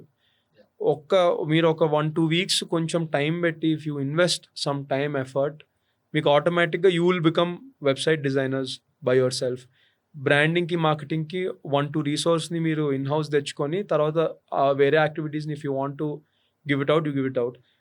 ఈ రోజుల్లో another big thing that is now popping up is content marketing. Content marketing is nothing but, నా బ్రాండ్లో పొజిషన్ నేను ఎలా చేయాలి, పొజిషన్ చేస్తే దాని కాంటెంట్ ఎలా డిజైన్ చేయాలి, ఆ కాంటెంట్ డిజైన్ చేసిన దాన్ని ఎలా షూట్ చేయాలి, షూట్ చేసిన దాన్ని ఎలా ఎడిట్ చేసి నా ప్రొఫైల్లో చూపించాలి, యాడ్స్ కానివ్వండి లేదంటే organic content, anything. So content marketing also now lot of people are like, ఇది నాకు రాదు, నేను ఒక కన్సల్టెంట్ని పెట్టుకుంటాను, మంచిగా ఈ పాండ్స్లో లేదంటే లారియల్లో లేదంటే మన ఫెయిర్ అండ్ లవ్లీలో వర్క్ చేసిన వాళ్ళని పెట్టుకుంటాను అన్నట్టు ఉంటారులే. కానీ దే వోంట్ అండర్స్టాండ్ దట్ ఇంత బిగ్ బ్రాండ్స్లో పనిచేసిన వాళ్ళు విల్ నెవర్ ఒక స్మాల్ D2C బ్రాండ్, ఒక home grown D2C brand pulse అనేది వాళ్ళు క్యాచ్ చేయలేరు. Especially if you're a passionate founder who knows your product and who knows, మీకు ఆ మార్కెట్ నాలెడ్జ్ మీకు ఉంది అంటే, మీ ప్రోడక్ట్ గురించి మీకంటే ఎవరికి తెలీదు, nobody else will know about the product. మీకు ఉన్నంత నాలెడ్జ్ ఇంకెవరికి ఉండదు. So you should invest some time to SIT with people who share your vision. Me vision ఎవరైతే షేర్ చేయగలరు, who understand that vision a little bit, who understand మీకు ఫ్యూచర్లో మీ plans ఏంటి, మీ goals ఏంటి, అట్లా అర్థమయ్యే వాళ్ళతో కూర్చొని if you build that team of 1 person that can handle content marketing, 1 person that can handle performance marketing, 1 person that can handle the graphic design part of it, at least these 4-5 people, and of course 1 person should know logistics. Logistics and customer service is the most important. Customer service అనేది I can't stress enough. చాలామంది అనుకుంటారు customer సర్వీసే కదా ఏముంది, మనము ఈమెయిల్స్లో చేసేయచ్చు are చాట్స్లో చేసేయచ్చు అంటే అలా అవ్వదు. ఎందుకంటే దట్ ఈస్ మీ for a customer their first impression is your Instagram profile and how you're interacting with the customer. If they message కానివ్వండి, లేదంటే if they call you or if they email you, మీరు ఎలా interact అవుతున్నారు అనేది matters a lot. So customer service, performance marketing, content marketing, graphic designer and somebody that understands the basic of how a website works and how data works. ఈ 5-6 people అయితే మీకు compulsory కావాలి. You should do it in house. If possible మీకు marketing team, branding team మొత్తం in హౌసే ఉండాలి. But I understand some times అంత money ఉండకపోవచ్చు జనాలకి, but at least these 5-6 people you need is what I believe. And చాలా మంది ఏమనుకుంటారంటే ప్రోడక్ట్ రెడీ అయిపోయింది, ఇప్పుడు మీరు చెప్పిన డిస్ట్రిబ్యూషన్ కి యాప్స్ ఉన్నాయి, అంతే, పట్టించుకోరు. కరెక్ట్, మార్కెటింగ్ చాలా ఇది తీసుకుంటారు. ఏదో ఒక బ్రాండ్ ఏజెన్సీకి వెళ్తారు, కరెక్ట్, ఇలా కావాలంటే వాడు ఇలా చేసేది అలా చేసేది అని చెప్తారు. Yeah. పేమెంట్ తీసుకుంటారు. కరెక్ట్, రిజల్ట్ తప్ప అన్ని మాట్లాడతారు. అవును, ఇది వస్తది, అంతే, అది correct. వస్తది. సో మీకు అలాగే ఏదైనా ఏజెన్సీ ఏదైనా బ్యాడ్ ఎక్స్పీరియన్స్ ఉందా? సో నేను ఎప్పుడు మా కంపెనీకి నేను ఏజెన్సీతో నేను వర్క్ చేయలేదు. కానీ నేను నా friends who reached out to me, నేను కొంచెం D2Cలో నాకు కొంచెం సక్సెస్ వచ్చిన తర్వాత lot of my friends reach out to me saying that నాకు కొంచెం హెల్ప్ కావాలి, why don't you look at it, మేము ఆల్రెడీ ఈ పర్ఫార్మెన్స్ మార్కెటింగ్ టీమ్ని హైర్ చేసాము, కానీ వాళ్ళు they are not doing a good job, నువ్వు ఒకసారి వాళ్ళతో మాట్లాడు అన్న అట్లాంటి ఎక్స్పీరియన్సెస్ అయ్యాయి. సో ఇప్పుడు I won't take names, but నేను ఇట్లానే ఒక పర్ఫార్మెన్స్ టీమ్తో మాట్లాడినప్పుడు, మీరు ఏం చేస్తున్నారు మార్కెటింగ్కి, వ్యూస్ అవన్నీ ఎట్లా వస్తున్నాయంటే, ఏముంది సార్ ఇది పెట్టగానే బూస్ట్ పోస్ట్ చేసేస్తాము, బూస్ట్ పోస్ట్ చేయంగానే అసలు ఎంతమంది వ్యూస్ వస్తున్నాయో, ఎంత ట్రాఫిక్ వస్తుందో, కానీ అది కన్వర్ట్ అవ్వట్లేదు, ఎందుకో అర్థం కాదు. మీకు బూస్ట్ పోస్ట్ అంటే ఏంటో తెలుసా అంటే, sir we're running paid ads sir అని వాడు ఎంత ప్యాషనెట్గా చెప్తున్నాడు. And I think even for people that are watching this, easiest thing is to boost a post, but that is the worst thing to do when it comes to performance marketing or any marketing in general. So atla when oka performance marketing agency that is charging 3 lakhs for 6 months and they're boosting posts, even my neighbor who has no experience in performance marketing also can boost the post. అంతే, ఏం చేయాలో Facebook వాడు నీట్గా, అరే నాయనా నువ్వు నాకు 10,000 ఇస్తున్నావా, ఓకే నేను తీసుకుంటాను దా అని చెప్పి నీట్గా. So I've had many experiences like that, but not for నాకు డైరెక్ట్గా నేను ఎప్పుడు, బికాస్ డే 1 నుంచి నేను I was very clear, customer service మేము అవుట్ సోర్స్ చేసాం స్టార్టింగ్లో, because I didn't have enough funds to build out a customer service team. కానీ మేము అవుట్ సోర్స్ చేసిన వాళ్ళు కూడా ఎట్లా అంటే, we've worked with an agency that does customer service for Amazon. Amazonకి కస్టమర్ సర్వీస్ వీళ్ళు చేస్తారు. సో వాళ్ళ దగ్గర నుంచి we've taken customer service for a year. ఆ 1 yearలో మేము ఇన్ హౌస్ టీమ్ బిల్డ్ చేసుకొని then slowly we transition. But customer service కాకుండా everything else from day 1 in హౌసే చేసాం. ఇప్పుడు ఈవెన్ ఫర్ మీ రైట్, నాకు బిగ్ థింగ్ ఏంటంటే, మై రూల్ ఆఫ్ థంబ్ ఏంటి అంటే, ఏదైనా కానివ్వండి I should learn it first before I delegate. That it is very important. I don't have to be an expert. నేను ఆ విషయంలో నేను ఎక్స్పర్ట్ అవ్వాల్సిన అవసరం లేదు, కానీ నాకు దాని క్రక్స్ ఏంటో నాకు అర్థం అవ్వాలి. ఇప్పుడు ఫేస్బుక్ క్యాంపెయిన్, ఇన్స్టాగ్రామ్ క్యాంపెయిన్ ఎట్లా సెటప్ చేయాలనేది నాకు నాలెడ్జ్ ఉండాలి. ఎందుకంటే నాకు రేపు ఎవరైనా లెట్స్ సే నేను మార్కెటింగ్ టీమ్ బిల్డ్ చేస్తే వాళ్ళు వచ్చి నాకు ఏమన్నా అప్డేట్స్ ఇస్తుంటే నాకు కాంటెక్స్ట్ ఉండాలి, లేదంటే there is no point. So I'm somebody that learned everything from scratch. I did it by myself on day 0 or day 1. నాకు వచ్చింది, ఓకే ఇక్కడ వరకు వచ్చింది, ఇప్పుడు నాకు ఇక్కడ నుంచి స్కేల్ అవ్వాలి అంటే నేను ఒక టీమ్ బిల్డ్ చేయాలి అన్నప్పుడు హైర్ చేసుకున్నా. And I feel like every person that is thinking about D2C or starting a D2C brand, either వాళ్ళు నేర్చుకోవాలి or there should be a team of founders, co-founders who's an expert in different fields and they should understand the basics of it at least. So అదైతే very important is what I feel. ఇప్పుడు ఈ D2C brand లో pricing ని ఎలా plan చేయాలి? ఒక product కి ఈ ప్రైస్ అని ఎలా ఫిక్స్ చేస్తారు? సో ప్రైసింగ్ అనేది దెర్ ఆర్ 2 ఆస్పెక్ట్స్. ఒకటి ఏంటి అంటే ప్రైసింగ్ అనేది ఈజ్ వాట్ కస్టమర్స్ సీ. అంటే కస్టమర్స్ ఏ ప్రైస్‌కి కొంటారో అనేది that is a complete different ball game. ఇంకొకటి ప్రైసింగ్ మనకి ఎట్లా వర్కౌట్ అవుతుందనేది is a completely different ball game altogether. I'll talk about మనకి ఎట్లా వర్కౌట్ అవుతుందనేది. సో ఈ రోజుల్లో if you think about any successful D2C brand, gross margins 70% minimum లేకుండా nobody is able to operate in the market. Because మీకు 50% of the cost మీకు మార్కెటింగ్‌లోనే వెళ్ళిపోతుంది. 50% ఆఫ్ ద కాస్ట్ మీకు మార్కెటింగ్ వెళ్ళిపోయిందంటే అక్కడే 2 ROAS వచ్చింది. అంటే you are doing a good job. అది కాకుండా మీకు మెయింటెనెన్స్‌కో, మీ టీమ్ ఖర్చులు కానివ్వండి, లేదంటే మీ ఆఫీస్ రెంట్స్, ఆపరేషన్స్, ఈ షిప్పింగ్ కాస్ట్స్, లాజిస్టిక్స్ ఇదన్నిటికి ఇంకో 10-15% సాలరీస్, 10-15% ఎగిరిపోతాయి. So if you are not having a minimum 65-70% gross margin లేదు అంటే మీరు ఎంత అమేజింగ్ జాబ్ చేసినా you will never be profitable. So ఆ గ్రాస్ మార్జిన్స్ అంత ఉండటం అనేది is very important. That is one part of it. Second part of it ఏంటి అంటే India is a very price sensitive market. మీకు ఉన్నారు ఇప్పుడు మీరు ఇఫ్ యూ ఎనీ ప్రోడక్ట్ మీరు చాలా ఎక్స్పెన్సివ్గా అమ్మితే కొనేవాళ్ళు ఉంటారు, కానీ ఎంతమంది? If you are this is what I believe. Okay, it could be a little bit, maybe people can disagree, maybe it can be a little bit controversial, but I believe that మీరు top 1%ని మైండ్లో పెట్టుకొని if you are creating a brand and if you are thinking that ఇండియాలో let's an average order values about 1000 rupees, just random example ఇస్తున్నా, let's average order values about 1000 rupees and you want to sell a product for 3000 rupees, I don't think you will be very successful because మీకు top 1% is not where you make the money. ఇండియాలో mass market are the mass premium market, when I say mass premium market, they are families that are earning more than 1 lakh per month collectively. ఇప్పుడు అలాంటి families చాలా ఉన్నాయి ఇండియాలో. అలాంటి when you're targeting those kind of people or when you're targeting the mass segment, that is where your money is in India. Any big brand that you take today in India that is gone for an IPO, లేదంటే that is raised successful amounts of money with successful amount, Lenskart కానివ్వండి, shark ట్యాంక్లో మీరు చూసే brands కానివ్వండి, లేదంటే ఈ జీరోదా కానివ్వండి, even not D2C brands, even companies that are like Zerodha which don't sell a product but sell a service, Swiggy, ఇవన్నీ మీరు ఏం చూసుకున్నా కూడా కానివ్వండి, they're all catering to the mass or the mass premium audiences where the affordability is there. So I feel like if there is a product that you want to sell with 40-50x markup or a 40-50% markup, I don't think you will be successful.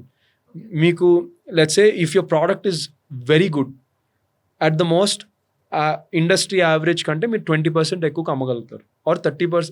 ఇంకా if you're an amazing marketer 30% ekku అమ్మగలుగుతారు కానీ not more than that.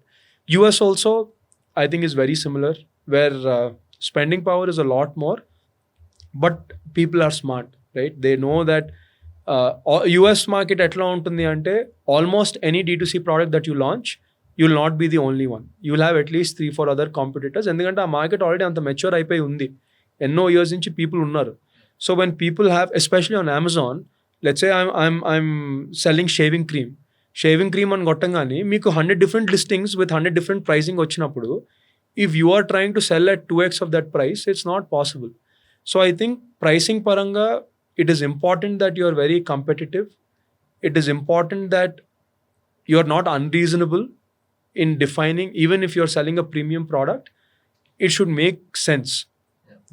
Premium product, premium pricing, but enta premium anedi I think you should be very sensitive about it. Mana costing paranga you should be very careful about having at least 60-70%, I would say 70% gross margins అనేవి compulsory, అవి లేకుండా కష్టం. So you say normal luxury brands కన్నా ఈ mass brands కి బాగా growth ఉంటుంది India. Yeah 100%. 100%. But aspirational class people, African class people చాలా పెరుగుతున్నారు ఇండియాలో. సో వాళ్ళు ఎందుకంటే ఇప్పుడు ఫర్ ఎగ్జాంపుల్ ఇప్పుడు take an example Whole Truth Foods కానీ కామెట్ ఇలాంటి బ్రాండ్స్ అన్ని ఇవి మాస్ ప్రీమియం కేటగిరీలోకి రావు, but they actually doing very good. ఇప్పుడు హోల్ ట్రూత్స్ బ్రాండ్ మీరు చూస్తే ఈరోజు you are saying that they are doing very good, but if you look at the burn rate, they have one of the worst burn rates when it comes to D2C startups. So again it's not like నేను the way that I think about business is very different. అంటే నాకు sales ఒక్కటే కాదు కదా, ఇప్పుడు నేను business గురించి చూసి ఆలోచిస్తున్నప్పుడు when I'm sharing my views I'm thinking about sales definitely. Sales కాకుండా బర్న్ రేట్స్ ఎట్లా ఉన్నాయి, ప్రాఫిటబిలిటీ ఎట్లా ఉంది, ఆపరేషన్ కాస్ట్ ఎట్లా ఉంది, ఎక్స్పాన్షన్ ఇంటూ అదర్ మార్కెట్స్ ఎట్లా ఉన్నాయి, అదర్ జియోగ్రఫికల్ లొకేషన్స్ ఎట్లా ఉన్నాయి, నేను ఇవన్నీ చూసి దాని బేసిస్ మీద I'm saying what I'm saying. If I have to build a business like Whole Truths, I probably am not interested to do something like that. That's my personal, it's not right or wrong. నేను personally I won't do that because ఇప్పుడు నేను last 1 year నుంచి మనకు funding winter అంటున్నారు. Let's say ఇప్పుడు whole truths వాళ్ళకి for them it worked out because they are very well connected. I want to build a business where నాకు 5 years నాకు బయట ఫండింగ్ రాకపోయినా my business should sustain. That is my goal of building a business. నాకు ఇప్పుడు if I build a business where 12 monthsలో నేను funding race చేయలేదు, నేను ఫండింగ్ రేస్ చేయకపోతే ఇప్పుడు బైజూస్ ఉంది. బైజూస్ వాళ్ళు ఈ ఫండింగ్ వింటర్లో ఎంత డెస్పరేట్ అయిపోయారు అంటే వాళ్ళకి even to run operations, their day to day operations also they needed money. I feel like ఇలాంటి బిజినెసెస్ లాంగ్ టర్మ్ సస్టైన్ అవ్వవు. అంటే ఇలాంటి బిజినెసెస్ జనరేషన్స్ కొద్ది ఉండవు, వస్తాయి వాళ్ళు పెరుగుతారు 3-4 years or maybe 5-10 years and then exit అయిపోతాయి. I'm not saying Whole Truth will అంటే హోల్ ట్రూత్స్తో అలా అవుతుందని నేను చెప్పట్లేదు. But from what I've seen Whole Truth is just one off. మీరు ఆ కేటగిరీస్లో చూస్తే ఆ కేటగిరీస్లో నాకు చాలామంది బ్రాండ్స్ వచ్చి పిచ్ చేసిన బ్రాండ్స్ ఈరోజు వెబ్సైట్ కూడా యాక్టివ్ లేవు because it's just a one off thing that you're talking about. But the probability of success is a lot higher if you're looking at the mass premium segment is what I feel. So there's no right or wrong way. For me, I look at, like I said, I'm a very data-driven, data-oriented person. నాకు ఎక్కడ high probability కనిపించిందో, ఎక్కడ higher returns కనిపిస్తున్నాయో నేను అక్కడే వెళ్ళి నేను I play. And again for a brand like whole truths it will make so much more sense if they're selling in the US than in India. Because అక్కడ people are willing to pay that sort of price over there. So maybe they were able to figure it out, but I don't think I will be able to figure it out with that kind of pricing is what I think. Yeah, definitely use అయితే చేశాను. There's obviously times where I did buy and I did use luxury brands, but I think now I'm at a point where నాకు అంత వేసుకున్నది నాకు నచ్చి quality బాగుంటే చాలు. I don't really care about showing off a brand అనేది నాకు, that's my mindset now. And I feel like why అనేది being loud and being boastful about what you're wearing is not the cool thing anymore. Subtlety having, if you see Mark Zuckerberg, the t-shirts that he just wears like a plain t-shirt, కానీ ఒక్కొక్క t-shirt is $300-400. Nobody knows that. అది ఎవరికైతే తెలియాలో వాళ్ళకి తెలుసు. అది నార్మల్గా common man would be like, oh ఇది H&M జారాకో వెళ్ళి కొనుక్కున్నాడేమో షర్ట్స్ అని అనుకుంటారు, కానీ the shirts that he wears are actually $300-400. So I feel like the new luxury is being subtle and not being loud. And I think a lot of people are taking to it. And one very funny story is Ecomous అనేది ఒక brand ఉంది. I'm sure lot of people know. Ecomous బ్రాండ్లో చెప్పులు ఇవన్నీ పక్కన పెట్టేస్తే they are known for their bags, hand bags for women. మీకు డబ్బులున్నా కానివ్వండి, you can be very comfortable financially and you can even afford those bags. అయినా వాళ్ళు ఆ బ్యాగ్స్ ఇవ్వరు. మీరు వెళ్ళి అక్కడ కూర్చొని వాడిని అడుక్కొని, వాడు సరే మీకు బ్యాగ్ కావాలంటే మీరు ఒక ప్రొఫైల్ బిల్డ్ చేయాలని చెప్తే ఆ ప్రొఫైల్ బిల్డ్ చేయడానికి మీరు ఒక 10-15 lakhs వాడు అమ్మే చెప్పుల మీదో, బెల్టుల మీదో, కళ్ళజోళ్ళ మీద, వాటెవర్ జ్యువెలరీ అనేదో అమ్ముతారు. అదేం జ్యువెలరీనో నాకు అర్థం కాదు. అవన్నీ కొంటే కానీ ఒక ప్రొఫైల్ బిల్డ్ అవ్వదు. ఆ ప్రొఫైల్ బిల్డ్ అయితే కానీ వాడు మీకు బ్యాగ్స్ చూపించారు. ఆ బ్యాగ్స్ కూడా ఏంటి, వాడు టాప్ బ్యాగ్స్ చూపించాడు. వాడు ఫస్ట్ వాడు బేసిక్ ఎంట్రీ లెవెల్ బ్యాగ్స్ ఏవైతే ఉంటే అవి చూపిస్తాడు. అవి ఒక 10 కొన్నాక వాడు టాప్ బ్యాగ్స్ చూపిస్తాడు. నాకు ఈ concept, it's Ecomous as a brand is doing very well, కానీ నాకు ఈ కాన్సెప్ట్ ఎక్కదు. నేను డబ్బులు స్పెండ్ చేయడానికి నేను వెళ్ళి వాడిని అడుక్కుంటున్నా. అరే నా దగ్గర 10 లక్షలు తీసుకోరా అని అడుక్కొని మరి ఇవన్నీ చేస్తారు. సో నాకు ఎందుకో ఫర్ సమ్ రీజన్ నాకు అది నచ్చలేదు. I didn't like that concept of లైన్లో వెయిట్ చేసి ఇదంతా చేసి ఇంత అవ్వటం ఏంటి అనేది నాకు నచ్చలేదు. అండ్ ఇంకొకటి ఏంటి అంటే as a personality I'm not very loud. నాకు అంత అంటే నేను వేసుకున్న బ్రాండ్ లోగో నాకు ఇట్లా ఉండి ఇలా కనిపించడం అనేది నాకు అసలు ఇష్టం లేదు. I like if I by something I like it because I like the quality, I like how it looks, I like how it feels. అంతకు మించి నేను ఈ బ్రాండ్ వేసుకున్నాను అనేది చూపించే ఇది నాకు లేదు. And I feel like a lot of people are also heading in that direction. ఇప్పుడు మీరు బర్బరీ చూడండి, దోస్ 10 years ago ఆ Burberry signature shirt, signature scarf was very popular, everybody was wearing that. ఈరోజు మీకు అది ఎక్కడ కనిపించదు. So I feel like audience, customers approach towards luxury is also changing. And ఈరోజు for me luxury is very different. For me luxury is very high quality clothing where that clothing will make you look good. I don't really care about నేను ఈ brand వేసుకున్నానని చూపించాల్సిన అవసరం నాకు లేదు. Because people who know will know, right? ఇప్పుడు మీ దగ్గర డబ్బులు ఉన్నాయి, మీరు అఫోర్డ్ చేయగలుగుతారు అనుకుంటే, ఇప్పుడు ఒక అంబానీ వచ్చి మీకు H&M టీ షర్ట్ వేసుకున్నా ఏదో బ్రాండ్ అదిరిపోయే బ్రాండ్ వేసుకున్నాడు అనేది అనుకుంటారు. మీరు ఏమి H&M టీ షర్ట్ వేసుకున్నా అనుకోరు. So I think brand is more about the individual than what you're trying to show off. And I feel like lot of consumers nowadays are heading in that direction అన్నట్టు అనిపించింది నాకు. Even if you look at a lot of big brands also, నేను at least అంటే there's obviously a certain set of crowd that still prefers it. Nothing wrong about it. You know, everybody has their own fashion sense and taste and preference and whatnot. But if you're talking about the larger set of audiences, I think this is where it'll head to in the future, where ఈ brands కొంటారేమో, but people probably will be prefer to be a little bit more subtle and classic about it. Everything is a life cycle, right? Like it's a cycle. ఒకప్పుడు this was cool, ఇక్కడ నుంచి being loud and showing off became cool. Now again I feel like it's heading back to that. So ఆ cycle అట్లా అవుతూ ఉంటుంది అనేది is what I feel. For me personally, I'm not a big believer in many of the luxury brands for this very reason. As long as the quality is good, I'm very happy to, like, I might as well, ఇప్పుడు నేను ఒక $100 or let's say whatever $200 shirt కొనాలి అంటే, నాకు అక్కడ పెద్ద logo వచ్చే shirt కంటే మీరు యూరోప్కి వెళ్తే అక్కడ బొటిక్ స్టోర్స్ చాలా ఉంటాయి where the quality is very high. Or forget Europe, even in India, if you go to the right manufacturers or textile dealers, they have really good quality. మీ తిరుపూర్కి వెళ్తే తిరుపూర్ అంతా అదే, they have really good quality stuff. I'm okay to spend a little bit extra there and wear that than a luxury brand. So I think for me that's it. Yeah. I don't, product ki price aithe worth kaadu, but brand value, right? Brand value ante again it was like I said, right? Mark Zuckerberg వేసుకునే shirt మనకు తెలియకపోవచ్చు that it's a very expensive, but people that can afford that shirt and buy that shirt, they'll see that, oh, itana brand వేసుకున్నాడు.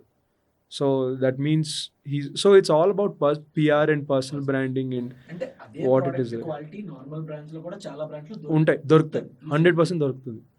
In fact, better. If you look at Burberry clothing or Gucci clothing, I feel like you'll find much better quality in these mom and pop stores in Europe, or sometimes maybe in India if you know the right manufacturers. ఇండియాలో ఆ quality మీకు direct స్టోర్స్లో దొరకకపోవచ్చు because ఆ ప్రైస్కి maybe the mass audience కొనరు. But యూరోప్లో the mass audience will buy because వాళ్ళ spending power is a little bit more ఎక్కువ. అక్కడ మీకు యూరోప్, యూఎస్లో even like a janitor or a truck driver can also afford an iPhone.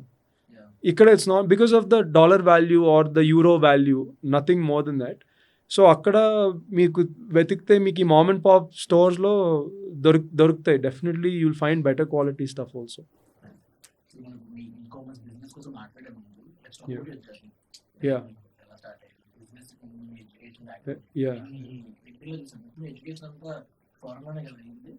అంటే నేను పుట్టి పెరిగింది హైదరాబాదే. సో నేను సెకండ్ ఇయర్ 12th వరకు ఇక్కడే ఉన్నాను. Then when I was 17 or 18, around that time యూఎస్కి వెళ్ళిపోయాను అండర్ గ్రాడ్కి. ఫుల్ ఇంగ్లీష్ అంటే ఐ థింక్ నాకు ఇంట్లో కానీ లేదంటే ఫ్రెండ్స్తో మాట్లాడితే నాకు అసలు ఇంగ్లీష్ రాదు. ఓకే. ఫార్మల్ డిస్కషన్ అయితే నాకు తెలుగు రాదు. ఫార్మల్ కామెంట్స్ లో నాకు వస్తాయి అన్న Telugu podcast English I think I apologize to all the users. నాకు ఎందుకంటే నేను ఫార్మల్గా తెలుగులో ఫార్మల్గా థింక్ చేయలేను, క్యాజువల్గా నేను ఇంగ్లీష్లో థింక్ చేయలేను. So it's just that's how it is. But పుట్టి పెరిగింది ఇక్కడే. నేను 18 years ఉన్నప్పుడు నా అండర్ గ్రాడ్కి నేను యూఎస్కి వెళ్ళిపోయాను. అండ్ దెన్ అక్కడ పర్డూలో చదువుకున్నా 4 years of my under grad. I was very clear. నేను 10th క్లాస్లోనో 11thలోనో నేను మా పేరెంట్స్కి చెప్పా, నా 4 years ఆఫ్ అండర్ గ్రాడ్ అయిపోయిన తర్వాత నేను బుక్ ముట్టుకోను. I remember last day of my exams అయిపోయాక క్వశ్చన్ పేపర్తో బయటకు వస్తాను కదా, ఆ క్వశ్చన్ పేపర్ చించి ఇట్లా ఇసిరేసే అసలు ఆ ఆనందమే అండర్ గ్రాడ్లో యూఎస్లో that I can never forget. So లేదు, so actually my dream was to go to an IIT. So I wanted to, నేను ఐఐటి పర్సూ చేశాను. సో నేను 10th తర్వాత I joined, now that I think about it maybe not the best decision, but Narayana join అయ్యి IIT coaching start చేశాను. నేను 11th class అయిపోయిన తర్వాత 12thలోకి enter అయినప్పుడు మా సీనియర్స్ ఎవరైతే ఉంటారో వాళ్ళు ఐఐటీలో కొంతమంది దే గాట్ ఇన్. సో వాళ్ళు ఐఐటీలో ఒక 2-3 months ఉండి దే కేమ్ బ్యాక్ ఊరికనే మాతో మాట్లాడటానికి, జస్ట్ లైక్ అల్యూమినై లాగా వచ్చి వాళ్ళు వచ్చి నాకు మాట్లాడుతూ ఉంటే నేను అడిగాను, అసలు ఏంటి ఐఐటి ఏంటి, ఎట్లా ఉంది, మీ ఎక్స్పీరియన్స్ ఏంటి, అసలు వాట్ డూ యూ థింక్ అంటే వాళ్ళు చెప్పిన స్టోరీస్కి వాళ్ళు చెప్పిన ఎక్స్పీరియన్స్కి నాకు ఏమర్థమైందంటే, నాకు ఐఐటీలో వచ్చినా కూడా 1 year కంటే నేను ఎక్కువ ఉండలేను. It's not my cup of tea. ఐఐటీకి నేను సెట్ గాను, నాకు ఐఐటీ సెట్ కాదనేది నాకు అర్థమైంది. ఇది నాకు అర్థమయ్యేటప్పటికి నేను ఆల్రెడీ 12th క్లాస్ స్టార్ట్ అయిపోయి 2-3 months అయిపోయింది. Next I had to options ఏంటంటే, ఇప్పుడు ఈ బిట్స్ పిలానినో లేదంటే వాట్ ఎవర్ ఇంజనీరింగ్ ఎంట్రన్స్ ఎగ్జామ్లో అలా రాయాలి, లేదు అంటే abroad. Those are the only 2 options. నాకు ఆ టైంలో for whatever reason I thought నా స్టైల్ ఆఫ్ లెర్నింగ్కి, నా స్టైల్ ఆఫ్ ఎడ్యుకేషన్కి I found better prospects in US. And I was very clear, నాకు 4 years whatever I learn, ఎందుకంటే నాకు చాలామంది మా కజిన్స్ కూడా ఇక్కడ 4 years చదివి తర్వాత యూఎస్కి వెళ్ళి 2 years చదివి, నాకు అర్థమయ్యేది కాదు. యూఎస్లో తర్వాత మాస్టర్స్ చేసేది ఏదో, why are you wasting your time here, లేదంటే ఇక్కడ ఏదో చదివితే మీరు ఇక్కడ చేయండి, like what is the point అనేది నాకు అర్థం కాలేదు. So I thought at that point, whatever 4 yearsలో how much ever I can do, I will go to the US, I will get it done.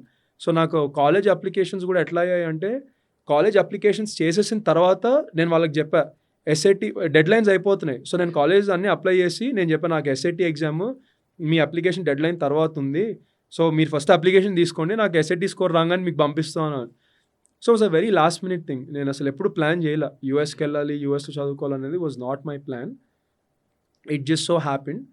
దాని తర్వాత యూఎస్కి వెళ్ళిన తర్వాత నేను in the 4 years I did computer engineering, and then I also did economics, and I also did entrepreneurship. 3 కలిపి very tough, but I did everything in the 4 years and I graduated.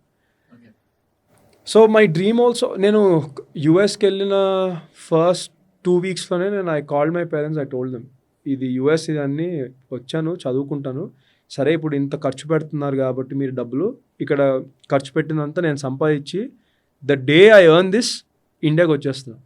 నాకు US అనేది అక్కడికి వెళ్ళి settle అవ్వాలి, అక్కడ అది it never felt like home. నేను వెళ్ళి యూఎస్లో సెటిల్ అయిపోవాలి, యూఎస్లోనే మనం పెరగాలి, ఎదగాలి అని ఎప్పుడు లేదు. I always wanted to come back to India. నాకు ఎప్పుడు నా హార్ట్ హైదరాబాద్ని వదిలి ఎప్పుడు వెళ్ళలేదు. So I was always a proper Indian Hyderabad guy. So అక్కడికి వెళ్ళినప్పుడు నేను అదే చెప్పాను. And my hope was that if there is a chance, college 4 years అయిపోగానే I wanted to come back and start something. And చిన్నప్పటి నుంచి నాకు ఎప్పుడు బిజినెస్ ఉండాలి, మనం ఏదో ఒకటి బిజినెస్ చేయాలి. రైట్ ఫ్రమ్ డే 1 నాకు మనీ అనే కాన్సెప్ట్ నా లైఫ్లో ఇంట్రడ్యూస్ అయినప్పటి నుంచి I knew that business is what I meant for అన్నట్టు చాలా స్ట్రాంగ్ రీజన్ నాకు తెలీదు, genuinely don't know what the reason is, but నాకు అది చాలా స్ట్రాంగ్గా నాకు మైండ్లో పడిపోయింది. బట్ వెరీ అన్ఫార్చునేట్లీ నేను గ్రాడ్యుయేట్ అవ్వంగానే literally I think the year that I graduated my father passed away. So it was very sudden. I just get a call one day saying that itla hospital admit ayyaru, come to immediately, you have to come ante nenu I got onto the flight, I came US నుంచి ఇండియాకి వచ్చాను. నేను ఇట్లా I walked into the hospital and ఆయనతో 2 sentences ఏదో మాట్లాడినట్టున్నాను, and then he just passed away. Completely normal person suddenly hospital admit అయ్యారు. Within 2 days he passed away. So that was a very big life changing moment. దాని తర్వాత ఇంకా I had to take up a job. USలో I had to take up a job. So నేను అప్పుడు Ernst & Young EY అనే కంపెనీలో I took up a job. Job తీసుకొని and I started working there. Forensics consultant లాగా work చేశాను. So I worked in చాలా high profile కేసెస్లో work చేశాను. ఇప్పుడు సోనీ క్యాంపస్ ఇంటర్వ్యూస్ యూఎస్లో they are very big. And we also మాకు some of my relatives were also working in EY at that point. So వాళ్ళ రెఫరెన్స్తో పాటు ఇంటర్వ్యూస్ వచ్చాయి. Then I attended the interviews and through interviews I got in. So it's a mix of references and interviews. So అట్లా ఈవైలో join అయ్యాను. ఈవైలో I was ఒక 3 years work చేశాను. I worked on some high profile cases. First year అయితే అసలు చాలా కష్టపడి I worked for a early promotion which I didn't get. I was working almost 80 hours a week. Second year కూడా నేను చాలా కష్టపడ్డాను. రేజ్ వచ్చింది, ప్రమోషన్ వచ్చింది, okay. But I was like ఏం చేస్తున్నాను నా లైఫ్తోనే క్లారిటీ. అంటే నేను after this life changing event I thought I was very scared to take a risk. Because at that point for me starting a business was a risk. So నాకు అసలు business start చేద్దాము అనే thought అసలు వెళ్ళిపోయింది కంప్లీట్గా. Thought వెళ్ళిపోయింది. ఇంకా for me I was very scared to take that risk. ఆ పాయింట్లో my wife now and her sister, my sister-in-law. So I've known my wife for a while before we got married also. I've known her for a while. So వాళ్ళు నన్ను అడిగారు, ఏంటి like what are you doing with your life, ఏం చేస్తున్నావు, you always ఎప్పుడు business అనే పర్సన్వి, ఇప్పుడు వచ్చి ఏంటిది జాబ్లో ఎందుకు కంఫర్టబుల్ అవుతున్నావు, why are you working so hard for a promotion that you are not getting అన్నట్టు వాళ్ళు అడిగినప్పుడు then it hit me. I said ఏంటిది నాకే, అంటే it's just that moment of realisation అంటారు కదా, where you just look yourself in the mirror and suddenly your like అసలు నా లైఫ్ నేనేంటి, నా లైఫ్ ఏంటి, ఏమవుతుంది అనేది సడన్గా హిట్ అయింది. దట్ డే ఐ డిసైడ్, నా బ్యాంక్ అకౌంట్లో ఐ థింక్ నేను జాబ్ చేసి సేవ్ చేసుకుంది ఒక $10,000 ఎంతో ఉన్నాయి ఆ టైంలో.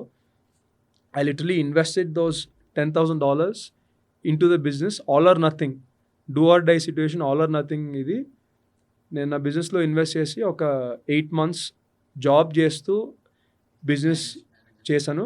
I know a lot of founders say that మీరు if you want to start something you can't manage both, you quit your job. కానీ నేనున్న పరిస్థితుల్లో I had to do it. If I have to do it again I don't know. ఎందుకంటే ఆ టైంలో నేను my time table was morning 5 o'clock లేచేవాడిని, 5 to 9 నేను నా business మీద పనిచేసేవాడిని, 9 o'clock ఆఫీస్కి వెళ్ళేవాడిని, 9 to 6 నేను ఆఫీస్లో ఉండేవాడిని, 6 to 7 బ్రేక్ తీసుకునేవాడిని, మళ్ళీ రాత్రి 7 to 12 పనిచేసేవాడిని బిజినెస్ మీద, 12కి పడుకునేవాడిని. 5 hours of sleep and I did this for 6 months. నాకు ఇంకా ఆ 6 months నాకు ఫ్రెండ్స్, బయటికి వెళ్ళటాలు, సినిమాలకి వెళ్ళటాలు, అసలు ఇంకేం లేదు. ఫుట్బాల్ ఆడేవాడిని, వీక్కి ఒకసారి ఫుట్బాల్ కంపల్సరీ ఆడేవాడిని. Apart from that I did not have a life. Now that I think about it, నాకు నిజంగా తెలియదు హౌ ఐ డిడ్ ఇట్ అనేది. నాకు I genuinely don't know and I don't think I'll be able to do it again. So అప్పుడున్న పరిస్థితుల వల్ల ఇంకా I had to manage both. And then it got to a point where జాబా బిజినెసా ఏదో ఒకటే. ఆ టైంలో నాకు H1B పిక్ అయింది. అసలే మనకి H1B పిక్ అయితే ఇప్పుడు అది వదిలేసుకొని ఇక్కడ రావాలంటే అది ఇంకో పెద్ద క్వశ్చన్.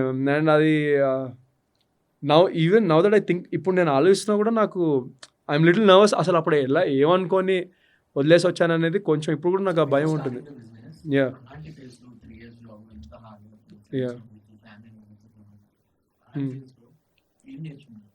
నాకు కాలేజ్లో కానివ్వండి, నా జాబ్లో కానివ్వండి, one thing that I learned the most and even till today that I cherish is ability to adapt and learn.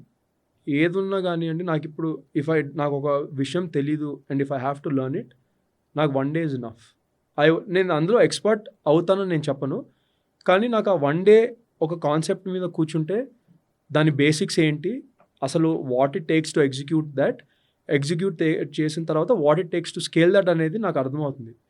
ఈ గ్రాస్పింగ్ పవర్, ఈ learning power and ability to get uncomfortable, I think ఒక ఫౌండర్కి, any founder, not only D2C, any business ఫౌండర్కి the ability to get uncomfortable and to adapt is very important. This I think కాలేజ్లో నేను ఎందుకంటే నేను కాలేజ్కి వెళ్ళినప్పుడు నాకు పాస్పోర్ట్ కూడా లేదు. My first international trip was when I got my passport to go to my college. నన్ను దింపడానికి కూడా మా పేరెంట్స్ అట్లా ఎవరు రాలేదు. నేను ఓన్గా వెళ్ళిపోయి, నేను ఫస్ట్ టైం నా లైఫ్లో నేను బ్యాంక్ ఎప్పుడు వెళ్ళలేదు. నేనే నా బ్యాంక్ అకౌంట్ ఓపెన్ చేసుకొని, నేనే నా ఫోన్ కొనుక్కొని, నేనే నా సిమ్ కార్డ్ కొనుక్కొని అన్నీ నేనే చేశాను. సో కాలేజ్ నుంచి, జాబ్ నుంచి నేను నేర్చుకుంది లిటరల్గా ఇదే, how to be comfortable to get uncomfortable and how do you adapt and unlearn and learn quickly.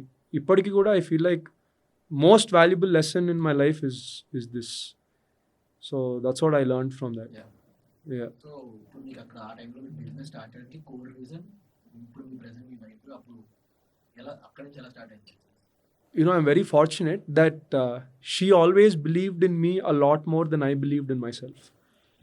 So yeah, lucky me. And నేను చాలాసార్లు అనుకుంటాను, she never really had any reason. నా హైస్ అండ్ లోస్ ఏవైతే ఉన్నాయో before I got married, I had more lows than highs. And she didn't have many reasons to stick with me. కానీ నాకు ఏ రోజు కూడా అలా ఫీల్ అవ్వలేదు నన్ను.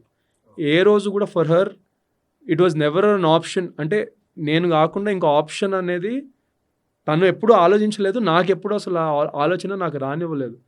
సో ఐ ఫీల్ లైక్ తనకి నా మీద ఉన్న బిలీఫ్ వల్ల she always knew that this is what it is going to be and this is what I will be doing. So alage, and even her sister also, she also definitely believed in my sister-in-law now. She believed in me a lot more than I believed in myself. So I think between both of them, they are the ones that pushed me to get uncomfortable and think about this. And for us, the no-brainer was, నేను ఇప్పుడు నా job అయితే వదిలేను. So job చేస్తూ సైడ్లో చేయగలిగే businesses ఏవి అంటే very limited to online business. So online బిజినెస్లో ఈ జర్నీ ఇలా స్టార్ట్ అయింది. But basically that's what it is. Yeah, అంటే 1 year, అదే 8 months రెండు కలిపి చేశాను, మేనేజ్ చేశాను. 8 months తర్వాత నేను ఇంకా I quit my job, H1B అంతా వదిలేసుకొని నేను ఇండియాకి వచ్చాను.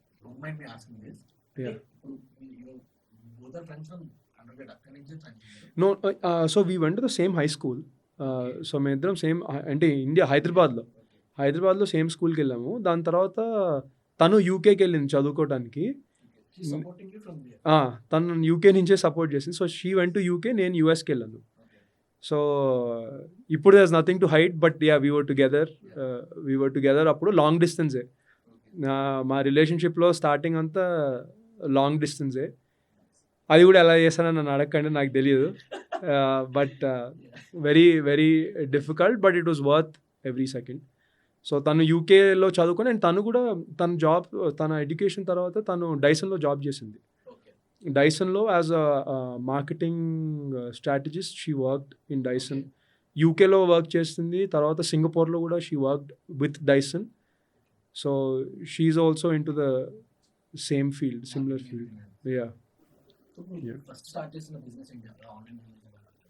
Yeah, so actually it's very funny. The first business that we thought about was an online platform for architects and interior designers. ఎందుకంటే ఇప్పుడు ఆర్కిటెక్ట్ కానివ్వండి, ఇంటీరియర్ డిజైనర్ కానివ్వండి, there is no word of mouth తప్పితే there is no way for them to get business. This is in 2018. 2018లో word of mouth తప్పితే there is no way for them to get business. So that was the first idea. Then our idea lo we was like we'll create a system or funnel that can drive more sales for architects and interior designers అనుకున్నాం. Simple website, app అనుకోలేదు, website design చేసి చూసుకుందాం అనుకున్నాం. Same because ఆ వెబ్సైట్కి కూడా you need data analytics, you need marketing, you need branding, you need social media, all of these things. we spoke to, and I'm not exaggerating, I personally spoke to at least 200 architects all over the world. అంటే UK నుంచి, US నుంచి, India నుంచి అందరితో మాట్లాడా. ఈ business start చేసి యూఎస్లోనే start చేశాను. Catering to India, US. No catering to global, అంటే Global level గ్లోబల్లోనే ప్లాన్ చేద్దామని. యుఎస్ నేను వెళ్ళి కలిసాను కూడా. I met architects from US, from the Bay Area, వెళ్ళి ఇన్ పర్సన్ కలిసాను కూడా. Everybody said the same thing, దీనికి అవసరం ఉంది కానీ ఏ ఆర్కిటెక్ట్ దీనికి ఒప్పుకోడు. ఎందుకు అంటే architects want clients to reach out to them, అప్పుడు వాళ్ళకి ఆల్ఫా పొజిషన్ అనేది ఎస్టాబ్లిష్ అవుతుంది. వాడికి డబ్బులు రాకపోయినా పర్లేదు కానీ నేను క్లయింట్కి రీచ్ అవుట్ అవ్వను అనేది క్లారిటీ ఇచ్చారు. సో దెన్ ఆ టైంలో నేను ఇలానే ఆలోచిస్తున్నాను, ఇలా అయితే ఇంకెప్పటికైతుంది ఈ బిజినెస్ అన్న టైంలో one of my uncles, my బాబాయ్, he was into ecommerce back then. Sabrent కరో అని చెప్పి he was running this company where they were doing rentals. అంటే ఎలా అంటే ఇంకా from a pen to an aeroplane you can rent anything on that platform. ఇప్పుడు లేదు, but back then that's what they were doing and very interesting concept. So ఆయనకి as part of my brain storming ఆయనకి చెప్పాను ఇట్లా, this is what I'm doing అంటే, he was like, it's a brilliant idea, but why are you doing for architects, interior designers, why not for ecommerce businesses? So then my question was, ecommerce businesses అంటే ఇది basic కదా బాబాయ్, అసలు నాకు ఎందుకు chance ఇస్తారు అంటే, what he said really got me thinking. ఆయన నాకు ఏం చెప్పారు అంటే, most ecommerce businesses are D2C businesses అప్పుడు ఆ 2018 టైంలో, 2017-2018 టైంలో, they know their product creators or inventors, they don't know anything about marketing, they don't know anything about website, they don't know anything about data analytics. That got me thinking. ఎందుకంటే నిజంగానే ఆ రోజుల్లో ecommerce businesses in India వాళ్ళ marketing agency ఇచ్చేసేవాళ్ళు, వాళ్ళ వెబ్సైట్కి కోడర్స్ని hire చేసేవాళ్ళు, వాళ్ళ బ్రాండింగ్కి గ్రాఫిక్ డిజైనర్స్కి అవుట్సోర్స్ చేసేవాళ్ళు. సో ఇదేదో బాగుంది అని చెప్పి then we started reaching out to ecommerce businesses. ఎవరికి రీచ్ అవుట్ అయినా కూడా ద ఫస్ట్ క్వశ్చన్ ఇస్, మీకు ట్రాక్ రికార్డ్ ఏంటి, మీకు ఎందుకు ఇవ్వాలి, like why should we trust you? Results అడుగుతున్నారు. ఏంటిది, నేను ఫ్రీగా చేస్తానన్నా ఒప్పుకోవట్లేదు, ఎందుకంటే they have to spend money కదా ఆన్ మార్కెటింగ్. మార్కెటింగ్ చేస్తా, it's not just a design service that I was doing. Design service నేను ఫ్రీగా చేస్తానంటే వాళ్ళు హ్యాపీగా ఓకే అనేవాళ్ళు, బట్ మార్కెటింగ్ అంటే నాకు రీటైనర్ ఇవ్వకపోయినా కూడా వాళ్ళు మార్కెటింగ్ డబ్బులు అయితే వాళ్ళు స్పెండ్ చేయాలి from their credit card budget. They are not willing to take that risk. ఇంకా నాకు చిరాకు వచ్చి at one point I was like, అప్పుడే I got introduce to the drop shipping అనేది కాన్సెప్ట్ నాకు ఇంట్రడ్యూస్ అయింది. మనకి when we're so confident about our model, వీళ్ళది ఏంది, మనమే ఒక ప్రోడక్ట్ చేద్దాము, మనమే లాంచ్ చేద్దాం అని చెప్పి అలా we found a product. The first product that we ever launched was a beauty tool for హెయిర్కి ఒక బ్యూటీ టూల్ లాంచ్ చేసాము. మాకు సేల్స్ వచ్చాయి and then I think we made like $100,000 in 3 months with that product. Sales రాగానే అది ఎంత ఫాస్ట్గా వచ్చాయో సేల్స్ అంత ఫాస్ట్గా డైఅవుట్ అయిపోయాయి. So then I understood why ఏంటి అంటే, డ్రాప్ షిప్పింగ్ ఏంటి అంటే, it's just a trend basis మీద trading business. That is literally all it is. ఆ రోజు ట్రెండ్ నుండి మీ లక్క బాగుంటే మీరు ప్రోడక్ట్స్ సెల్ అయితే ఆ trend. Fidget spinner is a drop shipping product. అంతే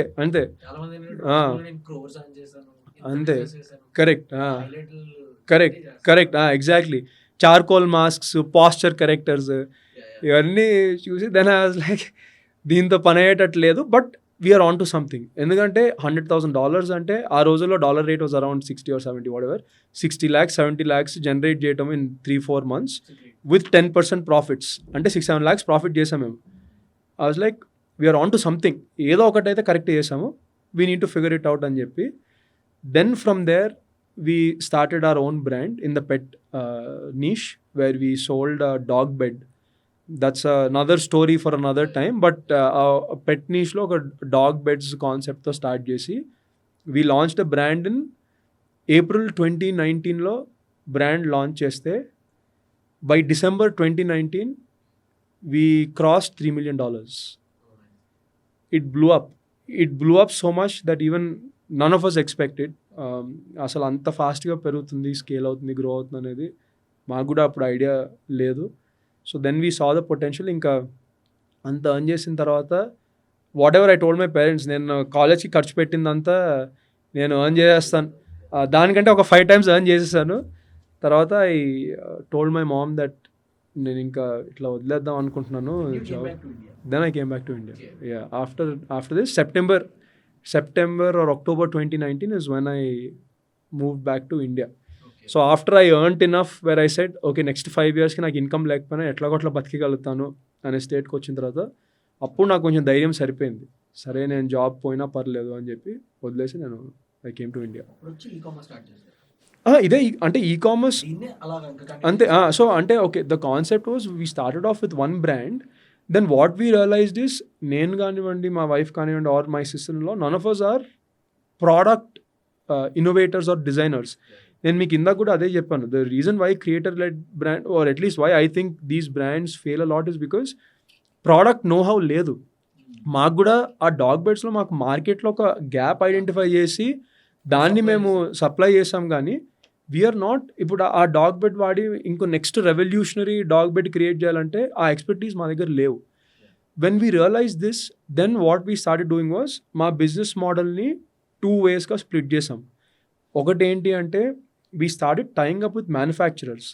మ్యానుఫ్యాక్చరర్స్ ఏంటి, they are product experts. Nobody knows products better than the manufacturers. But ఈ మ్యానుఫ్యాక్చరర్స్కి ఏంటి, they don't get the limelight that a D2C brand will get.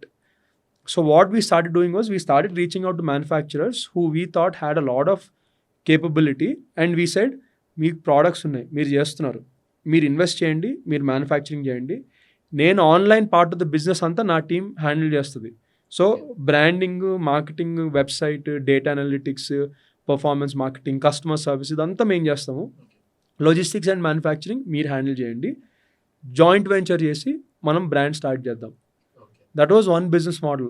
The other Right business, now మీరు చేస్తుంది. yeah, right now మేము చేస్తాం అది. So that pet brand is still It's your own brand. it's our own brand, but we tied up with the manufacturer now. There's a manufacturer that owns stake in the company. So they handle all the product innovation కానివ్వండి, formulations కానివ్వండి, అవన్నీ వాళ్ళు చూసుకుంటారు. మేము only online part of the business we handle. Yeah, we take care. This is one aspect. The other aspect is ఉన్న existing D2C brands లో that we see potential in, we invest in those brands, we take a stake in the company, and we take over their online operations. We ask the founders to handle the manufacturing as well as the offline distribution of the business. We handle the online distribution. So right now we have these 2 business models. 2 business models చేస్తారు. Yeah. ఇప్పుడు మీ ఇంకొక first second business model ఏదైతే చెప్పారో దాన్ని break down చేద్దాం. First ఒక brand కి online లో పొటెన్షియల్ ఉంది అని మీరు ఎలా కనిపెడతారు, లేదా ఈ బ్రాండ్ డ్రాప్ షిప్పింగ్ లాగా ఇట్స్ అ ఫ్లూ బ్రాండ్ అని ఎలా జస్టిఫై చేస్తారు? So there's multiple things, right? First thing ఏంటి అనేది డిమాండ్ అనేది అర్థం చేసుకోవటం ఇస్ వెరీ ఇంపార్టెంట్. ఇప్పుడు ఒక బ్రాండ్కి డిమాండ్ ఎట్లా ఉంది అనేది, నౌ ఎవ్రీథింగ్ ఈజ్ అవైలబుల్. ఇప్పుడు if you go to Amazon, you can see what are the best sellers on Amazon. You'll see what are the best selling categories on Amazon. If you go to Meta, or when I say Meta, if you go to Instagram, you will see that what are the most viral reels on Instagram. A products మీద reels అవుతున్నాయి, ఏ issues మీద. when I say issues, ఇప్పుడు skin care అంటే pigmentation మీద అవుతుందా, లేదంటే dark spots మీద అవుతుందా, లేదంటే మీకు యాక్నే మీద అవుతుందా. So what the first step that we do is we gather a lot of data from Amazon, from Google Trends, from Google search keywords, and from Meta and TikTok to see what is the current demand in the market. That is step 1. When we understand that there's a demand for a certain segments or certain categories, ఇప్పుడు I said we are only in the health and wellness space. So for us also, even the pet business that we do, it's specifically for pet health and wellness. Only pets మాత్రమే cater అయ్యి health and wellness ని అంటే ఆ బ్రాండ్తో is only. So we have ఒక brand that is catering towards pet health and wellness, one brand catering towards babies health and wellness, one brand catering towards women health and wellness. But ఇక్కడ common point ఏంటి అంటే, ఆ పెట్కి కానివ్వండి, లేదంటే బేబీస్కి కానివ్వండి, లేదంటే women కానివ్వండి, the customer that is purchasing is the same who is a women between the age of 20 to 40 years old. That is very important for us, because that women of 20 to 40-year-old who's concerned about health and wellness is an audience category that I understand and my team understands very well. So మేము target చేసింది only ఆడియన్స్ని. But different products తో you'll cell. Correct. And ఇందులో the beauty of this ఏంటి అంటే, as a customer somebody may think that these are 3 different brands. Back end లో somebody that is buying my pet product, I am also pushing my health and wellness product and the baby product to that same person at 1/10 of the cost, because I already own that customer data. That is the beauty of this model. So going back to our discussion, step 1 ఏంటంటే డిమాండ్ని analyse చేస్తాం. Demand analyse చేసిన తర్వాత supply చూస్తాము. అంటే దీనికి over supply ఉందా, under supply ఉందా, సప్లై ఉన్నా కూడా what is the quality of supply, అంటే I'm saying what is the quality of products that are available for this మార్కెట్లో. దాన్ని బట్టి we see that we match the two and we see okay ee branding scope undi leda. And for us, so again, biggest advantage with D2C brands enti ante, now especially in India, everything is transparent with GST reports, with TDS filings, GST filings, me marketplace sales reports, Shopify sales reports tho naku if you put these reports in front of me, nen 2 hours lo nen cheppagalta if a business has a potential or not, because I understand CAC, I understand ROAS, I understand the burn rates, I understand all of that too. For it to become a sustainable business, what it needs, and it's all data and numbers. So demand and supply is one aspect of it, and the business health, when I say numbers, business health is one aspect of it. When I combine the two, I understand okay దీనికి possibility ఉందా లేదా అనేది తెలిసిపోతుంది. So based on that, we pick brands that we partner with and we try to scale them up. So in a way, you can say that we are a hands-on accelerator, where we are taking Indian brands to global markets. So ఇప్పుడు present ఇప్పుడు ఈ 3 category brands బాగా work అవుతాయి marketing strategy, అంటే ఏ channels లో marketing బాగా work అవుతుంది? Yeah, so మేము చేసే మార్కెటింగ్ అంతా ఆన్లైనే. ఆన్లైన్ అంటే ఐ సే ఇప్పుడు ఇండియాలో అయితే specifically Instagram and Facebook and Google, yeah Meta and Google. యూఎస్లో అయితే Meta, Google and TikTok also. TikTok ఇంకా అంత మెచ్యూర్ అవ్వలేదు, మెటా అంత మెచ్యూర్ అవ్వలేదు from a marketing point of view and from a customer point of view, but I think it will get there. మేము mostly ఆన్లైనే చేస్తాం. అండ్ మా all of our marketing videos మీరు చూస్తే they're all UGC, user generated content.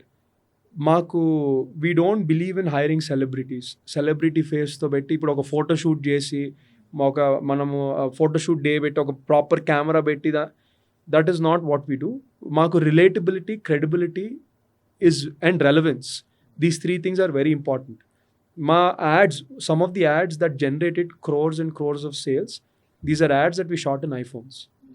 ante iPhone lo work out అవుతుంది, US లో కూడా work out అవుతుంది. అంతే యూజీసీ కాంటెంట్, జస్ట్ ఒక సింపుల్ ఐఫోన్ తీసుకొని somebody using our product, somebody genuinely reviewing our product, or a mix of 4-5 different people using our product, literally ante, that's all it is.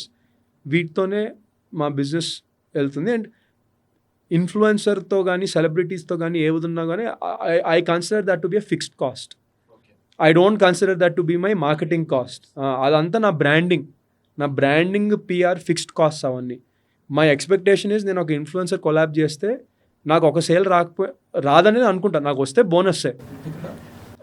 వస్తే bonus అంటే in my head when I'm budgeting చేస్తున్నప్పుడు that's how I budget. Because నాకు ఆ ఇన్ఫ్లుయెన్సర్తో when I do it, I'm doing it as a brand awareness campaign. So brand awareness క్యాంపెయిన్లో నేను ROAS చూడను, sales చూడను, ఐ ఓన్లీ సీ రీచ్. అది ఎంత రీచ్ అవుతుంది అంటే నా బ్రాండ్ ఎంతమందికి రీచ్ అవుతుంది, ఎంతమంది చూస్తున్నారు. ఆ ఇన్ఫ్లుయెన్సర్ కొలాబరేషన్తో నాకు సేల్ వస్తే that's a pure bonus for me. But my expectations I get 0 sales because it's a fixed cost for me. నేను మార్కెటింగ్ బడ్జెట్లోకి నేను యాడ్ చేయను. నా మార్కెటింగ్ అంతా యూజీసీ కాంటెంట్. సో యూజీసీ కాంటెంట్లో నేను this is where I'm getting my sales అనేది very clear. So yeah, only e-marketing channels so we are building. And again, don't get me wrong, I think mana influencers and celebrities are very important when it comes to scale. It's just the way that I'm thinking is when I'm hiring them, it's my fixed cost, it's not my marketing cost, it's my branding budget. Because a lot of brands get confused between branding budget enti, marketing budget enti. They're completely two different segments. Branding budget lo ROAS is terrible and you should be okay with it. Mana marketing budget lo ROAS is very important and you should be aware of that. Exactly. So ఇప్పుడు మీరు ఈ products ఏవైతే ఉన్నాయో, these are manufactured in India, when you're taking them to global. Correct. Yeah. So ఎందుకు ఇలా? costing, right? It works out a lot better for us. నాకు ఇండియాలో let's say something that is costing me 100 rupees, then ఇండియాలో if I'm manufacturing a product for 100 rupees, నాకు అదే product యూఎస్లో manufacture చేయాలి అంటే 300 రూపీస్ అవుతుంది ఆర్ 400 రూపీస్ అవుతుంది ఆర్ మేబీ ఈవెన్ 800 రూపీస్ అవుతుంది. So for me costing works out much better. Point 1. Point 2 ఏంటి అంటే అదే కాస్టింగ్కి the quality that I get in India is much superior to US. ఎందుకంటే మనకి ఇక్కడ రా మెటీరియల్స్ కానివ్వండి, లేదంటే స్కిల్డ్ లేబర్ కానివ్వండి, లేదంటే any resources when it comes to this much more affordable than US. So for me it's a straight no-brainer. And the biggest thing ఏంటంటే in the last 3-4 years యుఎస్లో మేడ్ ఇన్ ఇండియా అనే దానికి there is some demand for it and there's appreciation for it. Okay, ఇప్పుడు ఈ US లో మనం cell చేయాలంటే made in India products లో ఎలాంటి కేటగిరీ ఆఫ్ ప్రొడక్ట్స్ కి బాగా స్కోప్ ఉంది? Textiles for sure. ఎందుకంటే నౌ యుఎస్లో కూడా గవర్నమెంట్ కూడా వాళ్ళు రిలీజ్ చేసే ఈ కొన్ని ప్యాక్స్ కానివ్వండి, లేదంటే నార్మ్స్ కానివ్వండి, ఇవన్నీ కూడా they are very favourable for textile import India నుంచి, టెక్స్టైల్ ఎక్స్పోర్ట్ ఇండియా నుంచి యూఎస్కి. From US perspective is import.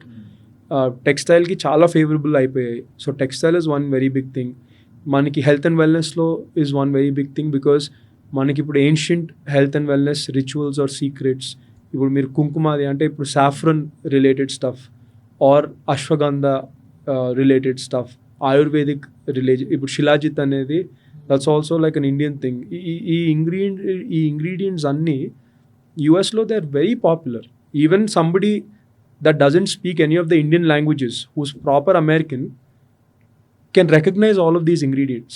Okay. Because వీటికి ఇంపార్టెన్స్, ఎందుకంటే ఈ ఇంగ్రీడియంట్స్ ఏంటంటే it's proven to work, proven to bring results, and maybe little bit better than some of the chemicals that are being used on some of the products. ఈ awareness అనేది యూఎస్లో already establish అయిపోయింది. యూఎస్లో ఈ awareness establish అయింది కాబట్టి ఆ demand కూడా పెరిగింది. అండ్ డిమాండ్ పెరగటమే కాదు, డిమాండ్ ఎట్లా పెరిగింది అంటే people are okay to pay extra, అంటే ఒక ప్రీమియం, ఒక 20% ప్రీమియం కట్టి కూడా they are very much happy to purchase it అనమాట. అది. అండ్ ఇంకోటి ఫుడ్ అంటే I'm talking about healthy snacks. అలా కూడా these things I feel like low hanging fruits from India to. ఈ పాడ్కాస్ట్ చూస్తున్న ఎవరైనా ఇప్పుడు D2C సెగ్మెంట్ లో యుఎస్ లో సెల్ చేద్దాం అనుకుంటే ఏదైనా బ్రాండ్ లాంచ్ చేసి ఎలా స్టార్ట్ చేయాలి? I think that is a little bit more tricky.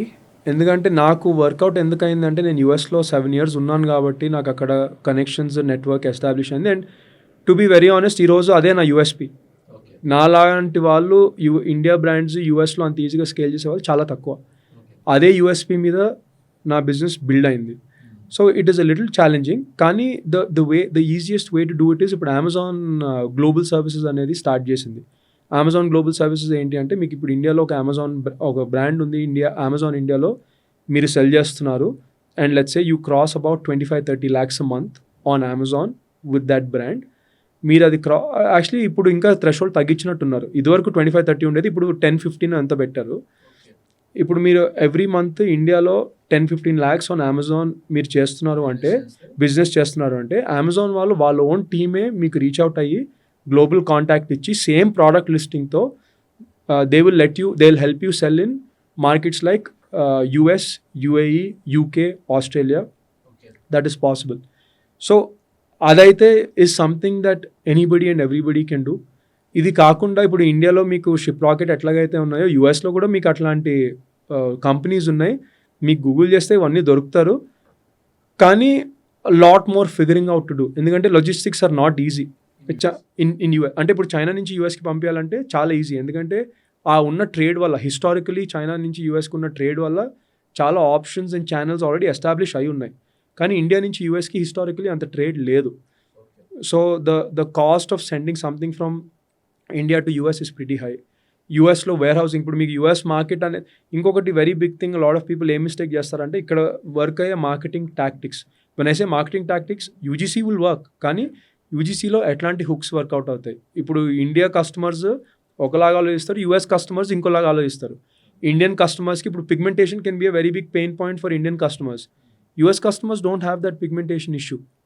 So depending on మీకు ఆ కస్టమర్ పర్స్పెక్టివ్ అర్థం అవటం కూడా చాలా ఇంపార్టెంట్.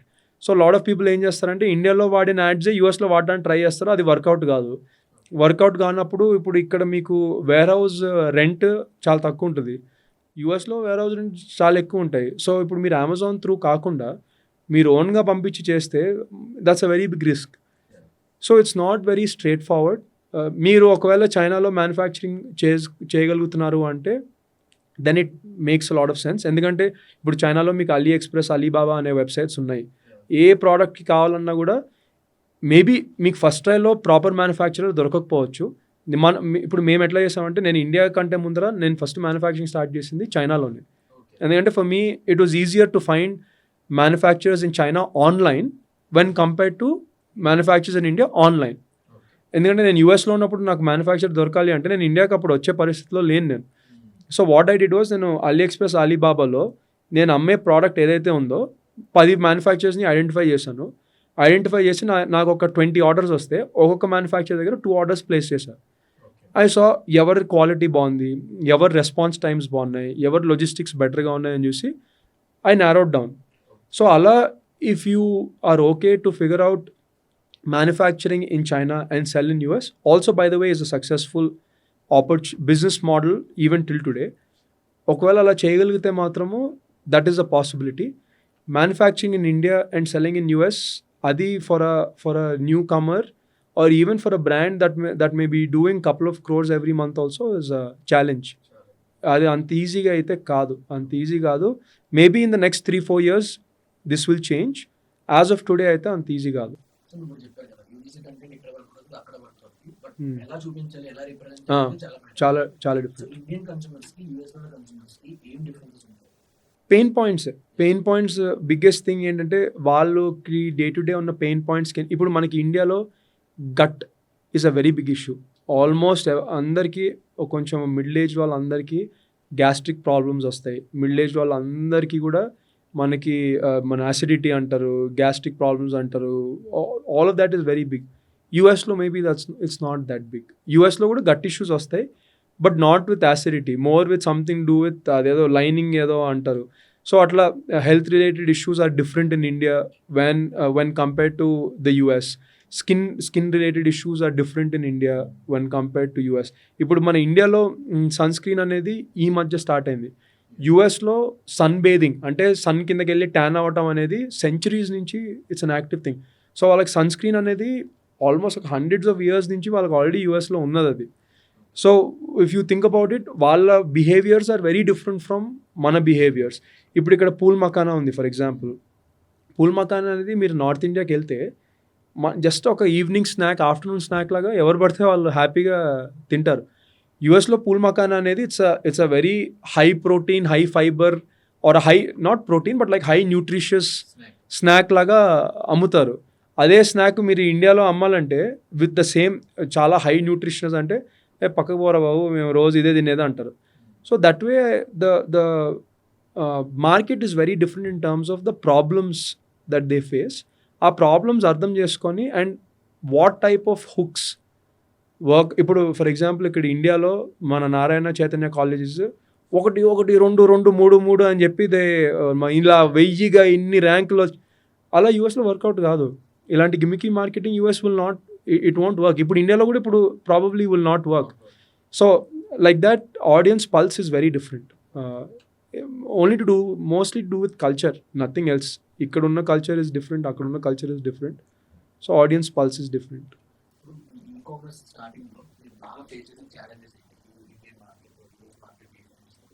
సో మేము స్టార్ట్ చేసింది US మార్కెటే. For 3-4 years only US మార్కెట్లోనే ఉన్నాం. అసలు ఇండియా మార్కెట్లోకి మేము ఎంటర్ కూడా అవ్వలేదు. నాకు biggest challenge that I faced is the product quality.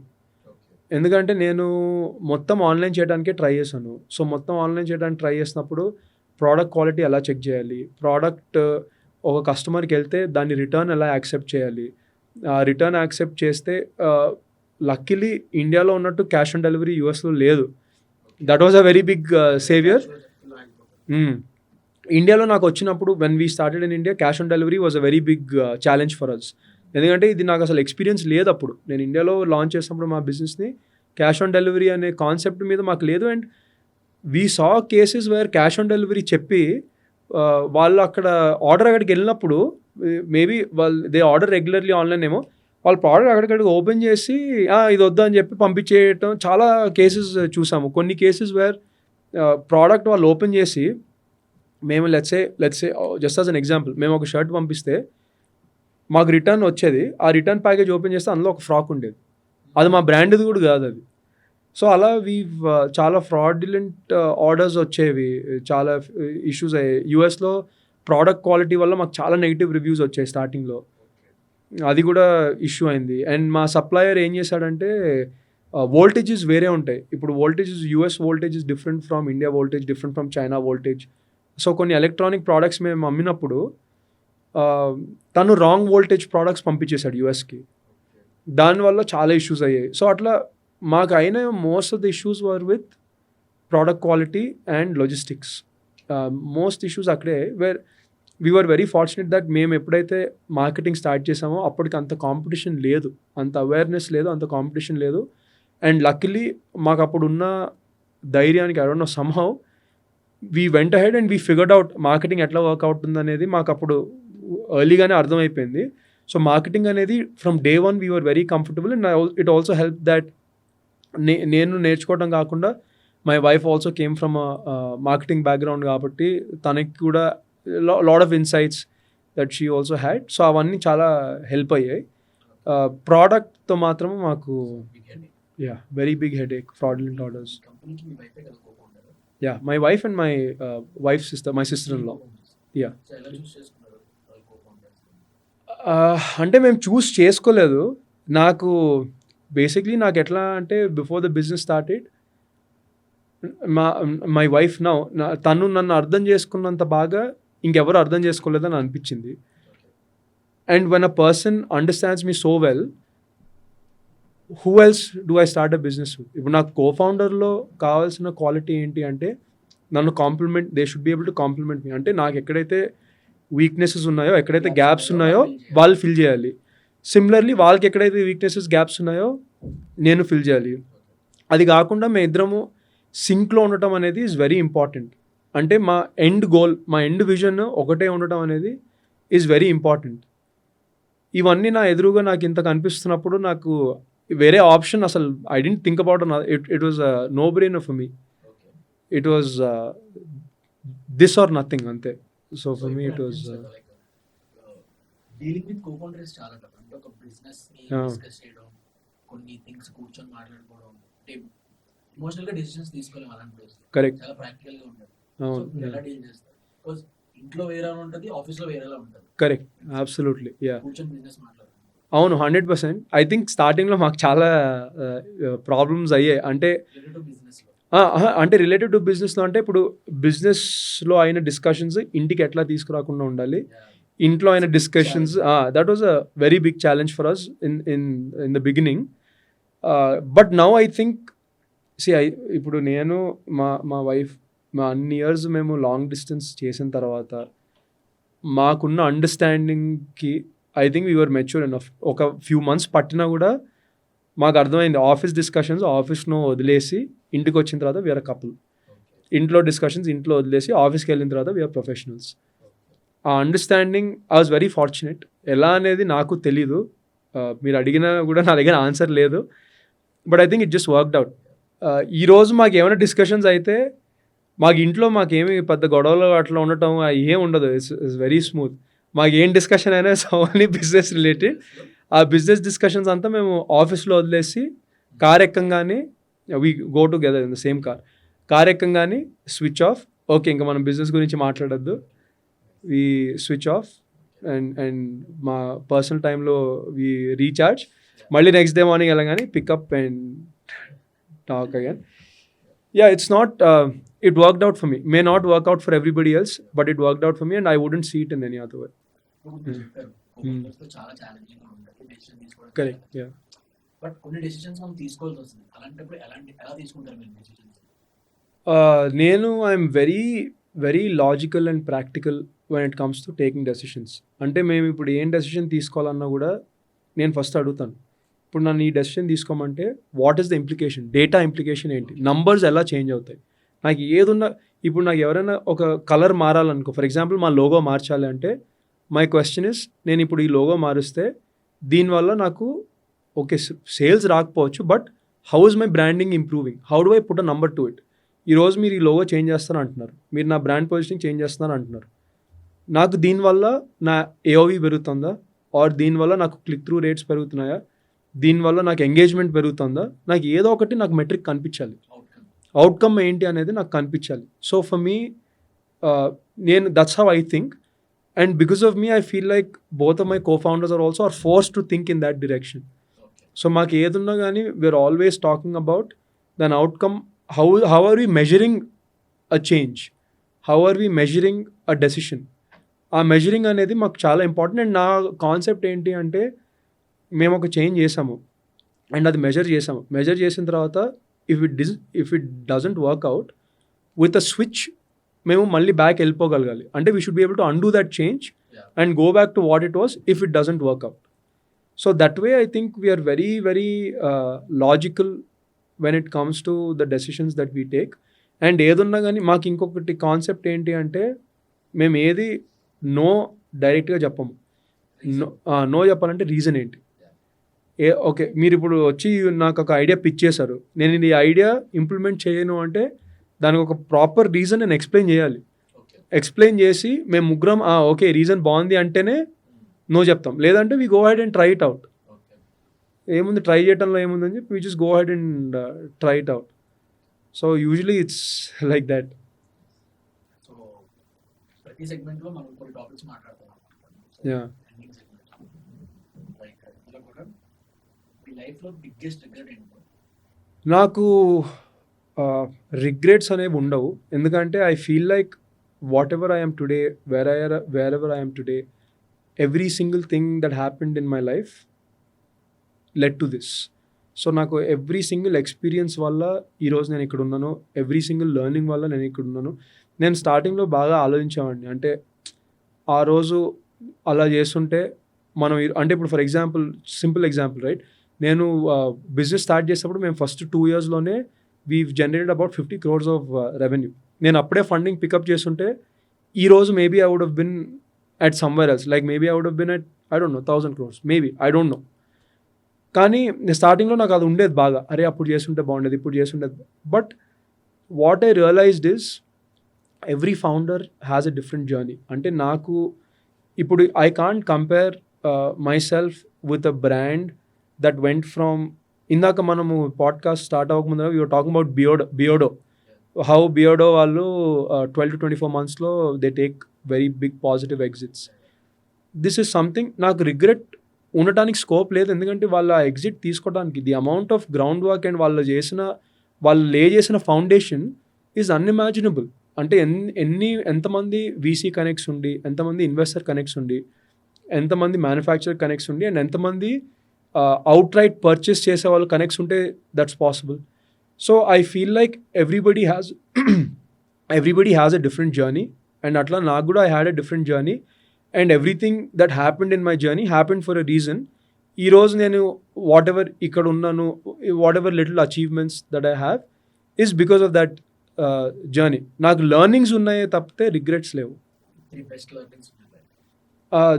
The one thing that I learned very early on is learn from other people's mistakes. నాకు అది చిన్నప్పటి నుంచి నాకు అది బాగా నా మైండ్లో బాగా సెట్ అయిపోయింది. ఏంటి అంటే ఒకడు ఎవరైనా మన చుట్టుపక్కల ఉన్న వాళ్ళు if they are making a mistake and దానివల్ల వాళ్ళు సఫర్ అవుతున్నారంటే it will be stupid if I go make the same mistake. And even if it is from my mistake also I learn, but more than my mistake I learn from other people's mistakes. I think that help me a lot in many ways.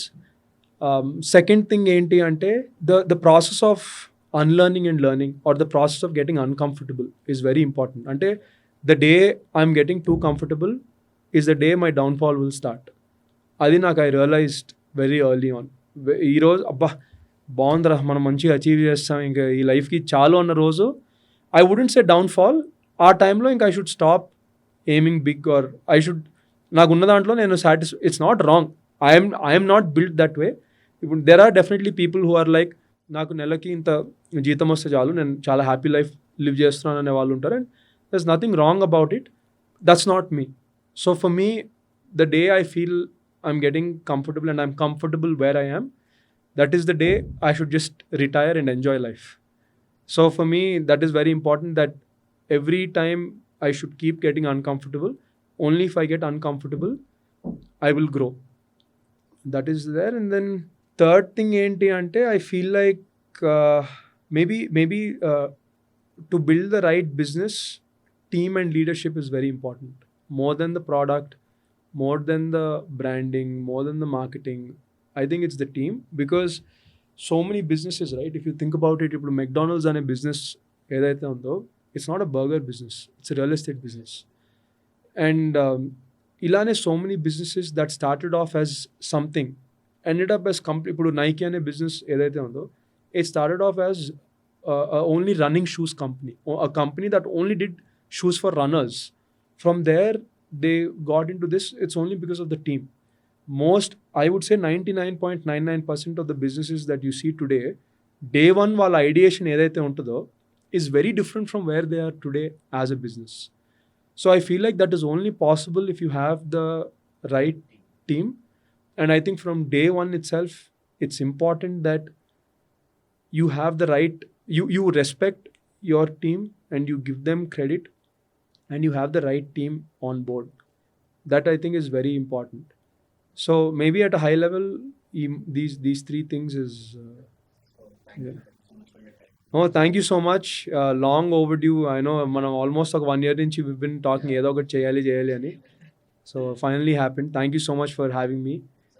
Yeah, again apologies if there was too much English, but yeah, thanks Vamsi.